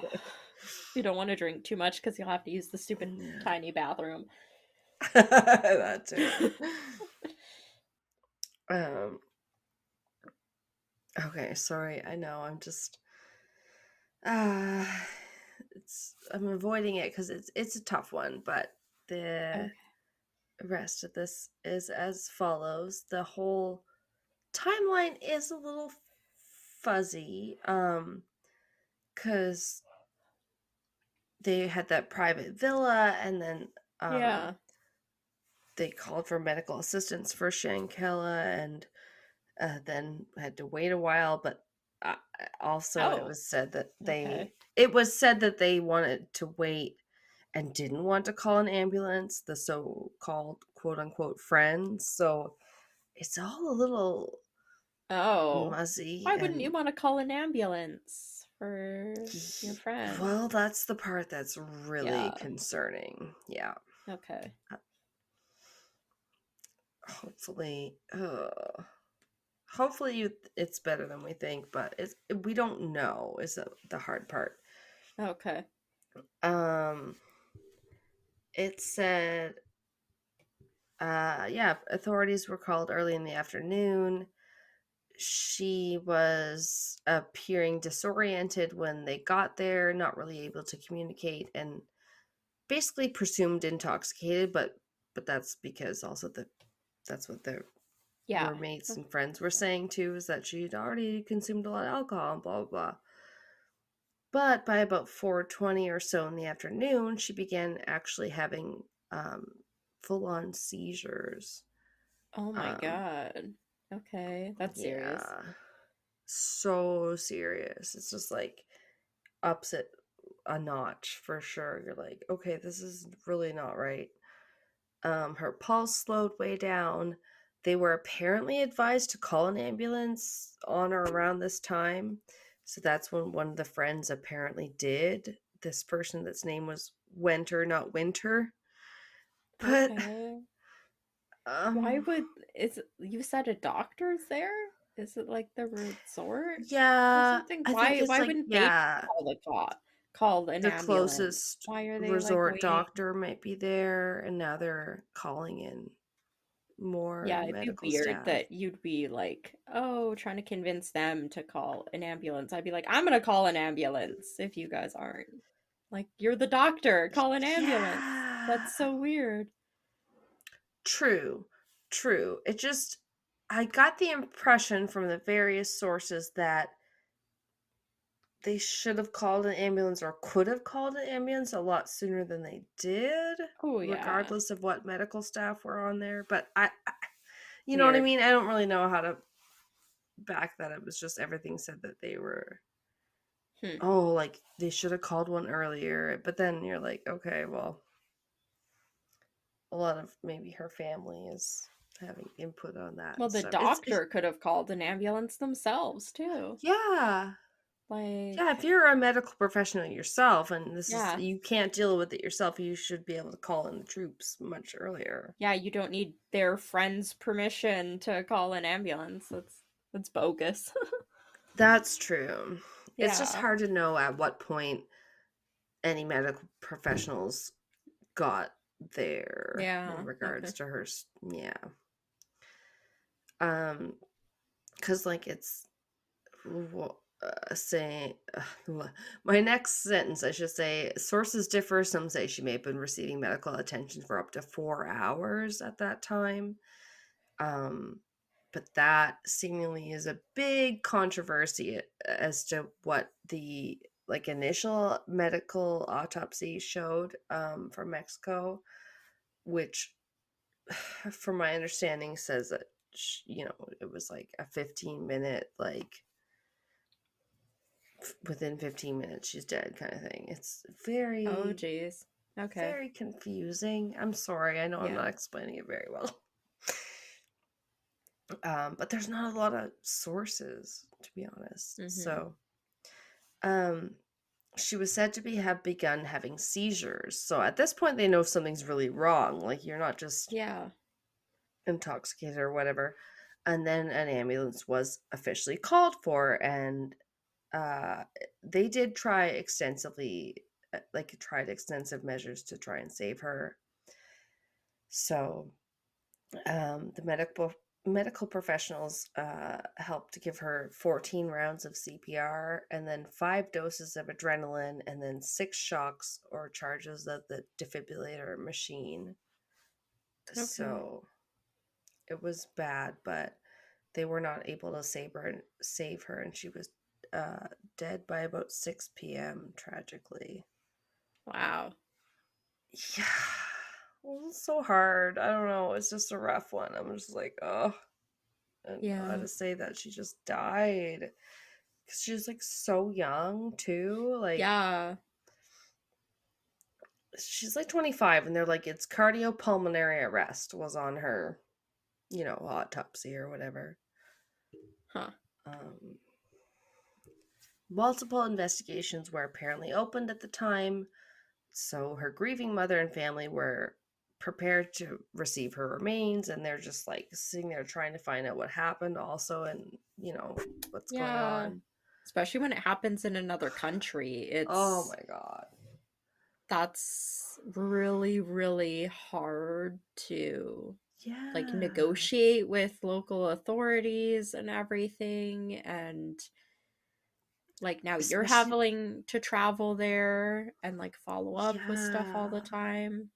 Because it's not just like it was an open and shut case. Because then you're like, okay, I still have to get the body from there or whatever, but at least you know what happened. But yeah, this one it's not so much. The FBI Charlotte office opened an investigation. I guess that was more close to her hometown because she's North Carolina girl. And so did the Baja California State Attorney's Office in Mexico, which would have been where she died. But nothing really happened until November 15th. That was another break in the case, but it was a horrible break in the case because it was a viral video about what happened on the day she died. Really?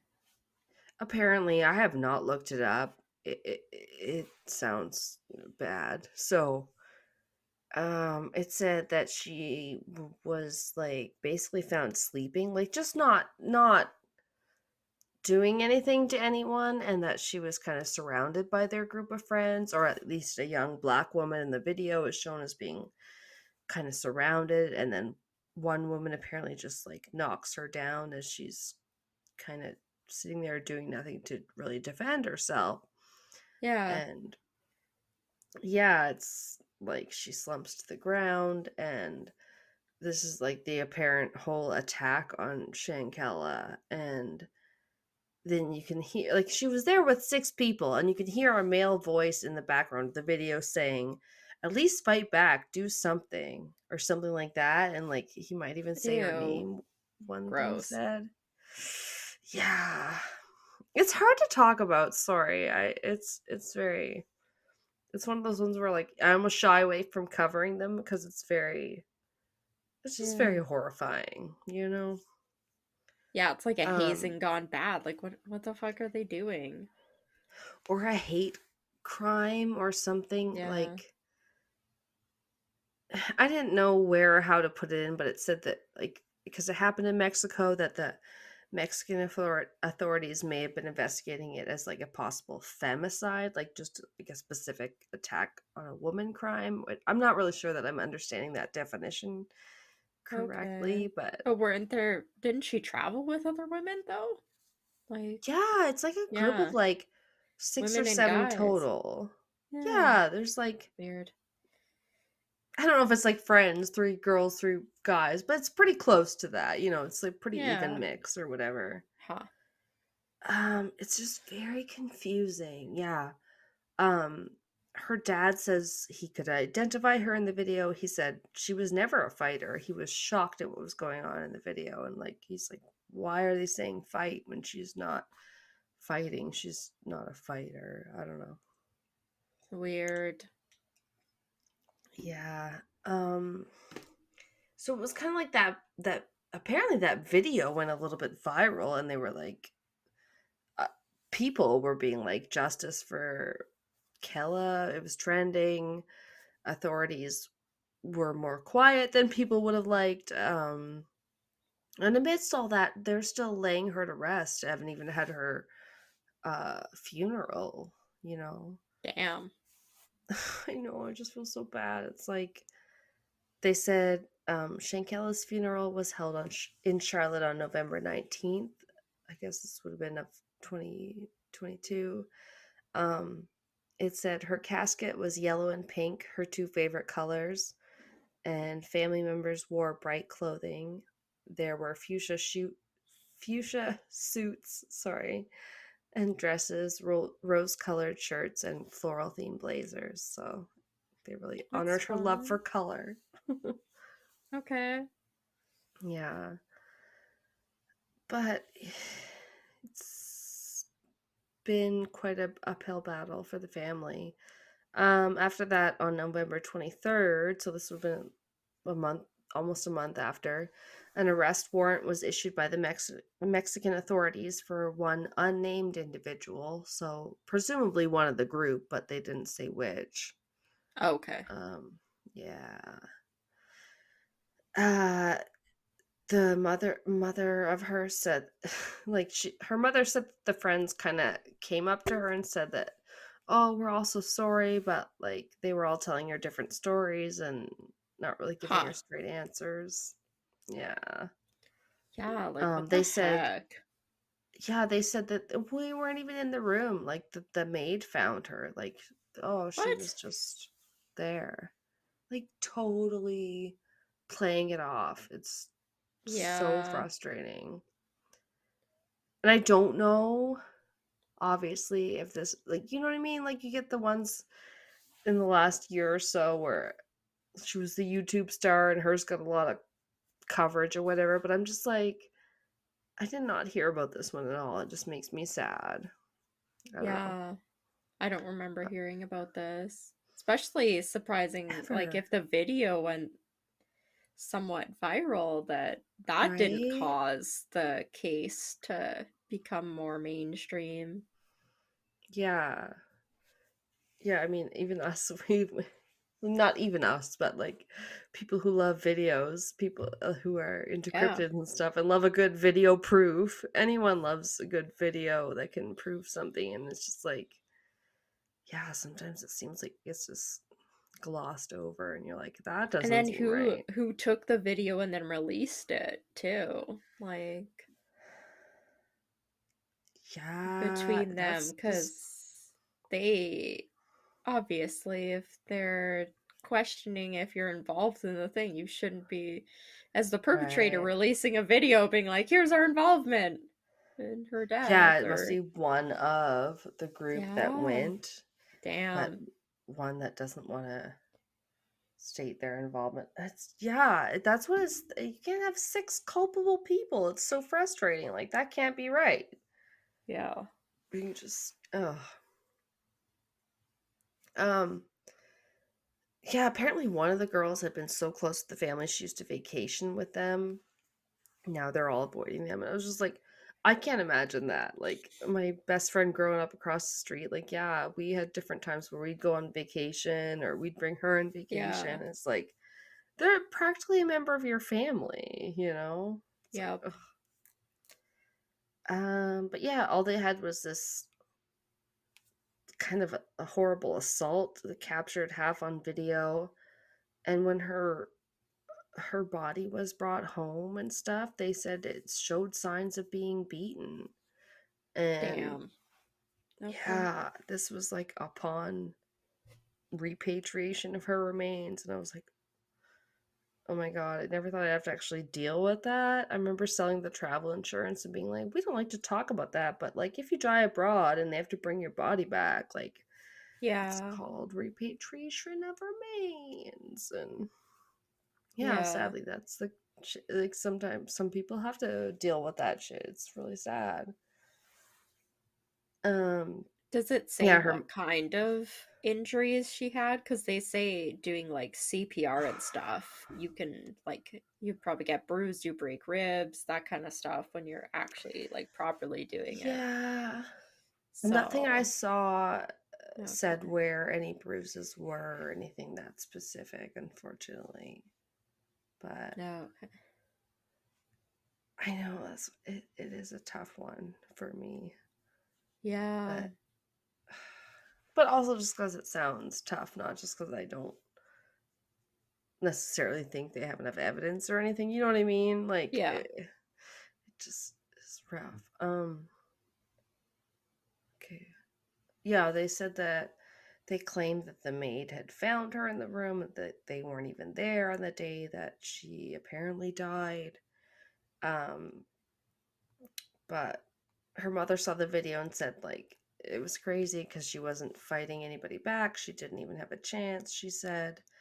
And apparently, she later, the mother claimed on Instagram that they had maybe stolen $10,000 from her daughter, but I could not or did not necessarily try to verify that because I don't know Oh, okay. where that came from, but Huh. I think she obviously was frustrated. The investigations, I'm sure, would be frustrating. Um, like it happened in Mexico. You're waiting to hear from like Mexican or maybe U.S. authorities, and then, like nobody's giving you Yeah. the answers you want. Yeah. Um, her sister Keela Long said that the U.S. State Department said that there was no clear evidence of foul play. And she responded, "This statement is unacceptable and we are beyond devastated. We continue to fight for the truth." So her family's just not going to give up. Yeah. Yeah. Super suspicious. The whole thing is.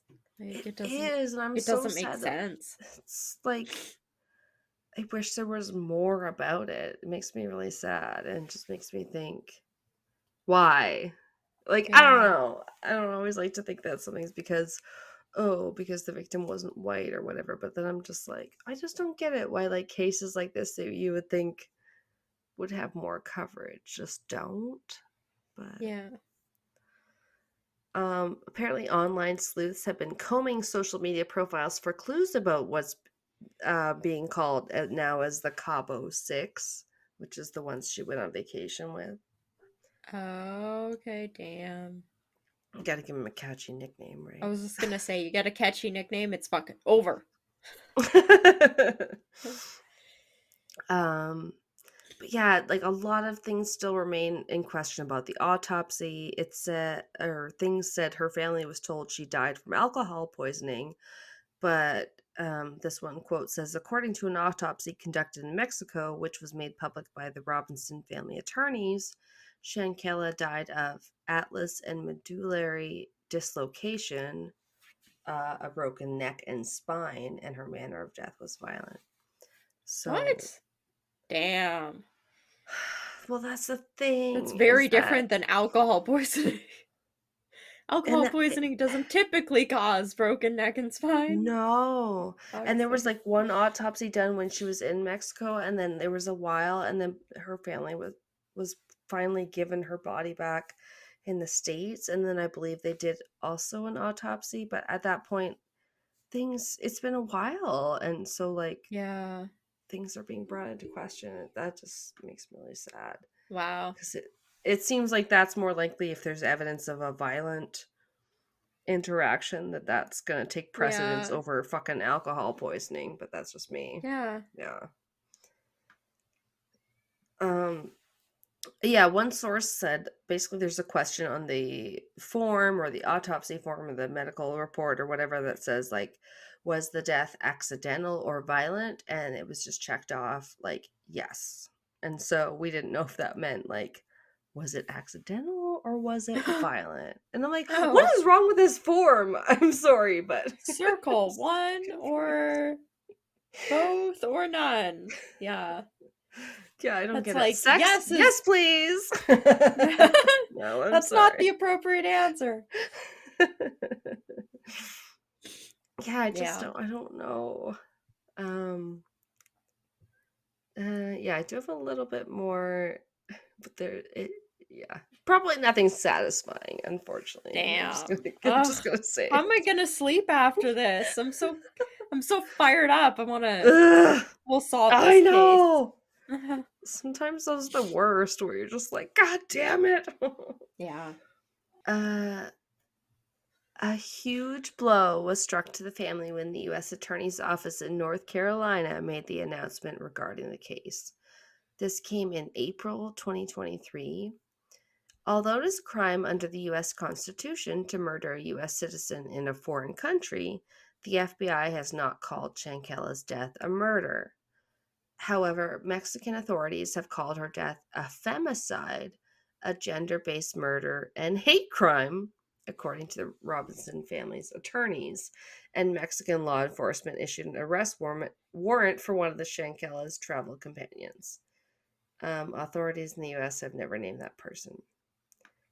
I hate that statement. I included it, but it was very confusing because they were like, murder, not murder.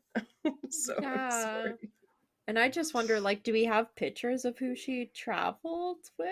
Or based on their name, based on multiple of their names, I assumed a lot of them also weren't white, so I don't really quite understand this whole hate crime thing.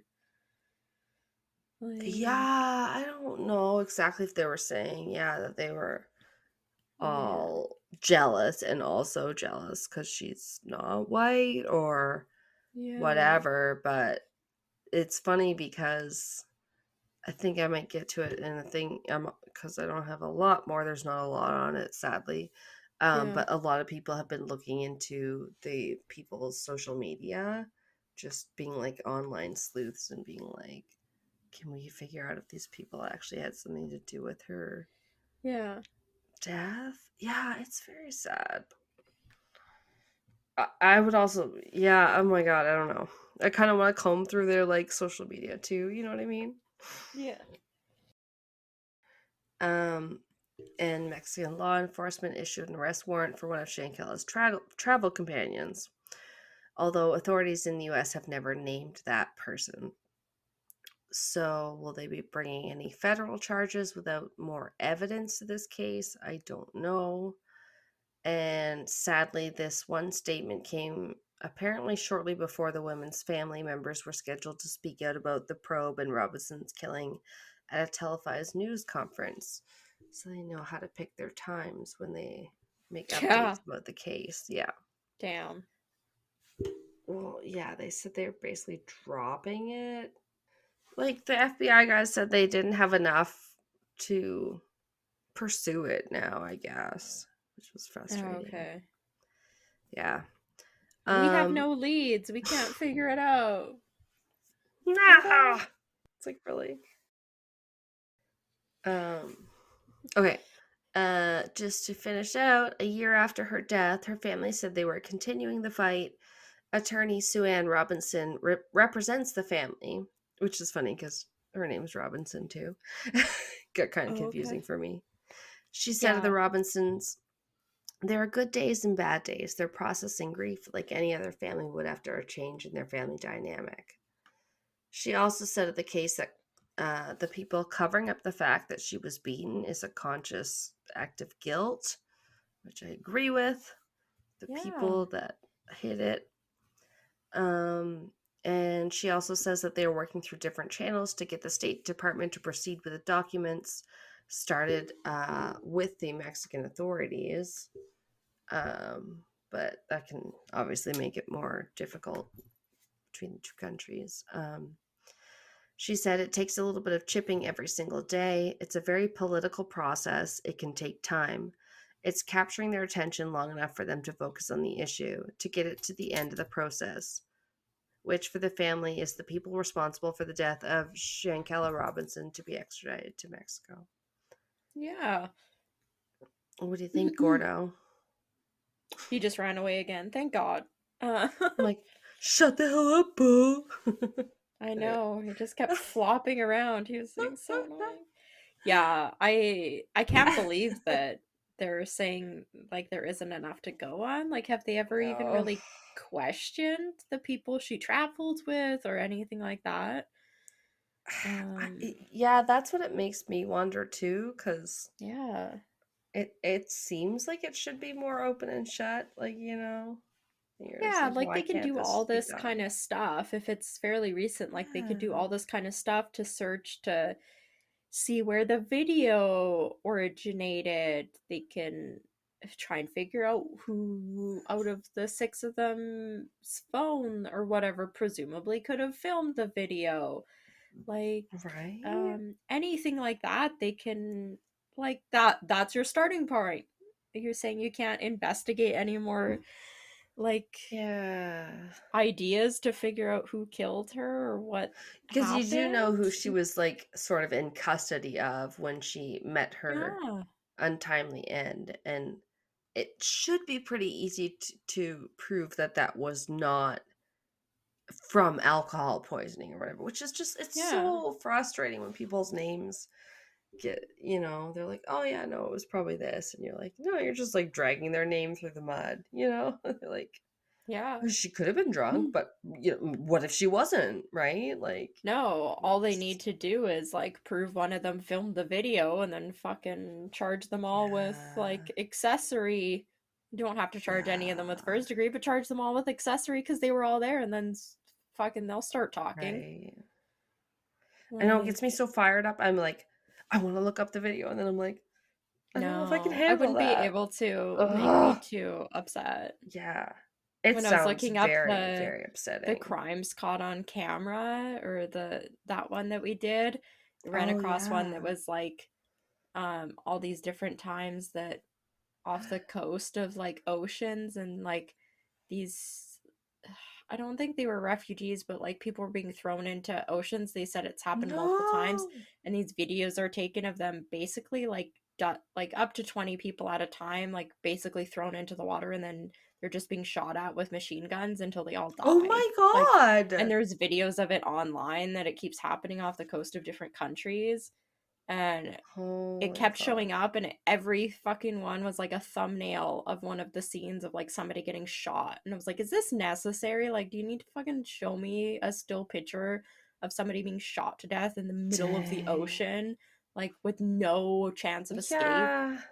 Like if it helps something, I guess, but Jesus. Like, yeah, it was like, I am not even trying to, like, click on your link to, like, read the article. I don't need to see a picture of the video. Thank you. It's like, holy oh my shit, God. no. We have enough Yeah. Stephen Bonnet throwing people overboard in Outlander books. I Yeah. don't need that. I know it happened in history. I don't need a Right? reminder in the modern day that we can still do these kind of horrible things to each other. Like, what the Yeah. fuck, people? I was like, oh my Get God, with I the don't need to times. see that. Yeah. But yeah, they need to figure out Yeah. something. And I feel like the video is a good place to start. Like, try and confirm for sure if that's her in the video. Like, presumably it would happen, in that resort's room. So, like, did the room look like the room in the Yeah. video? Yeah, they The have clothes some she's wearing, are evidence. those her fucking clothes? Like, Well, it's not that yeah. hard, right? No, it doesn't seem like it should be, right? No. I thought that was it. I guess they had gone further later in March of the next year, gone on to like petitioning the White House and actually sent a Yeah. letter to like President Biden and everything like that. Like it went that Good. Did far. you I say the know. FBI is It involved, or should. it's like a local office in North Carolina or whatever? It was the FBI, but they also were they like it was like two different local FBI offices, but at the same time, neither one said like that they could find enough evidence to do any Huh. prosecuting yet. Really? That Yeah, seems shocking. it's very, very frustrating and confusing. Yeah, I Yeah. don't know. I don't know. Yeah, because they can do all this kind of stuff to, like, determine, like, they I say, know. like, the origin tags on pictures and videos and stuff doesn't go away, that it's very hard to, like, Right. erase. So There's they can look metadata. that up. Yeah, Yeah. Like, they can fucking look that that's up. true. That's And true. or if somebody had it, obviously it had to be recorded on something. If they have that device, or they search their phones or cameras or anything like that, even if it's fucking deleted, like, you can get I that know. off of there. Like, oh my It's like we God. would love to be a detective, but also be so frustrating. Um, Yeah. I was just listening to the one on Sinisterhood where, well, they were talking about one of those planes that went kind of missing almost without a trace, one of the Malaysian Airlines Yeah. ones, and they're like, and then first they didn't know where to look for it, and then they kind of knew where to look for it in the water, but then at the same time, everyone's like, well, then you should be able to pull it up, and it's like, well, we knew where the Titanic was for like basically 100 years and exactly where it went down, but it was at the bottom of the fucking ocean, so like, Yeah. it's funny how oftentimes we think the answers are going to be so easy, and then yet like they're so far away, Yeah. but it's so frustrating anyway. Yeah. That's why I I have hope to share these frustrating things with you. well, hopefully Yeah. there's some updates soon. I Um know. Hopefully Yeah, they're like still all, like, actively investigating it, because it is not, like, case yeah. closed. Well, I was gonna say that was basically what I had at the end is like their families not, I mean, they're not giving up, and That's good. Good for them. yeah, they're gonna keep fighting, and they're gonna be like, you know what, this Yeah. is not cool, and we are not gonna forget her. And I was like, good for you, because that is bullshit. Yeah. And she was beautiful. I will upload. I did download some pictures at the very end. When you were downloading some pictures, didn't you say you downloaded some pictures? Yeah, I think, like, right before we start recording, or pretty close. Oh well, anyway, I'll put mine up there too, and then Yeah. you can see when you go to edit or whatever. And who are these friends she was with? Like, where did she meet them? Oh, How long did she know them? Tell me all the things. I know. I want to know if they're all like really rich white wasp people that just can't give a shit about anyone else. Because a lot Yeah. of people were like, "Oh, maybe they were jealous of her. Like she was super successful." I was like, "Yeah, maybe." I don't know. It's so weird. It's like, why else would you be on vacation with someone and they come back dead and you don't, and there's like no other explanation, you know? Yeah. Weird. It's so crazy. Yeah. Anyway. Thanks, I hate it. I know, right? Thanks for listening to that horrible tale of woe. Yeah. But yeah, we're glad to get more, you know, cases like that out there. Like, because I didn't that know was a about good it, so one. yeah. Oh. Thanks. Well, what did we decide on next week? Can't even remember. I don't have the list in front of me. Oh, okay. So this was Betrayals. So the next one it will be cursed objects, maybe even cursed jewels and gems, which I think will be very Ooh la exciting. la. I mean, I'm like, we just decided just before the recording, guys. So that's why we're like, yeah, that's what we recorded. Like, we decided, right? Yeah. Yeah, that should be fun. Fun. Wow. Heart of the ocean. It's been 84 years. Anyway. I always think of that little like SpongeBob transition that just goes a few moments later, a few hours later. Oh yes, apparently a lot of this generation is big on the SpongeBob, and yeah, I seem to know it through the memes. I did watch quite a bit of SpongeBob. I like it. I don't know. I saw some, but not all. But anyway. All right. Well, keep it cryptic. Okay. Bye. Bye.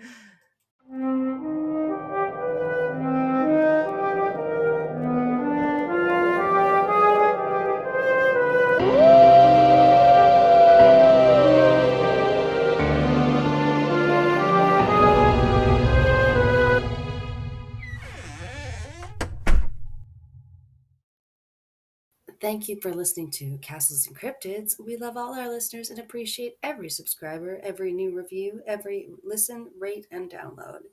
Our music is by Kobe Off Air, and our cover art is by Antonio Garcia.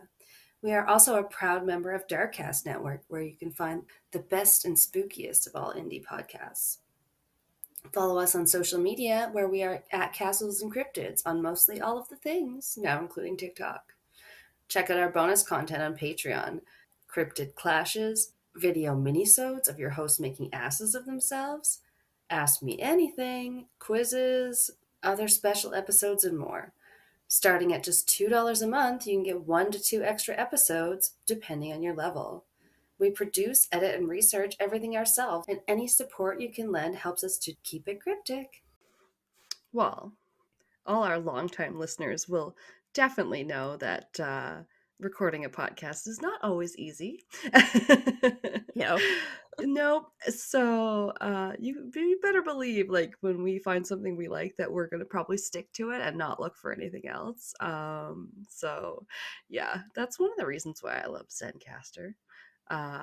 When we tried it, we were like, okay, finally, I wanted to have the video, and it's up to 4K video, which is pretty effing cool. I can see every pore on Kelsey. No, I'm just kidding. I hope not.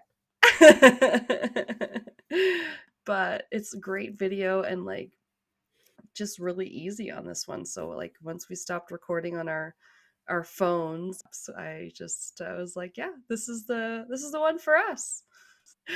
So even though sometimes our computers fuck up, it always comes through for us in the end, because we've never lost like a recording, knock on wood, and every time we've had to use it, it's just been really great and really easy, and everything's just recorded when we wanted it to, which is, you know, it's a lot to ask for when you podcast as much as we do.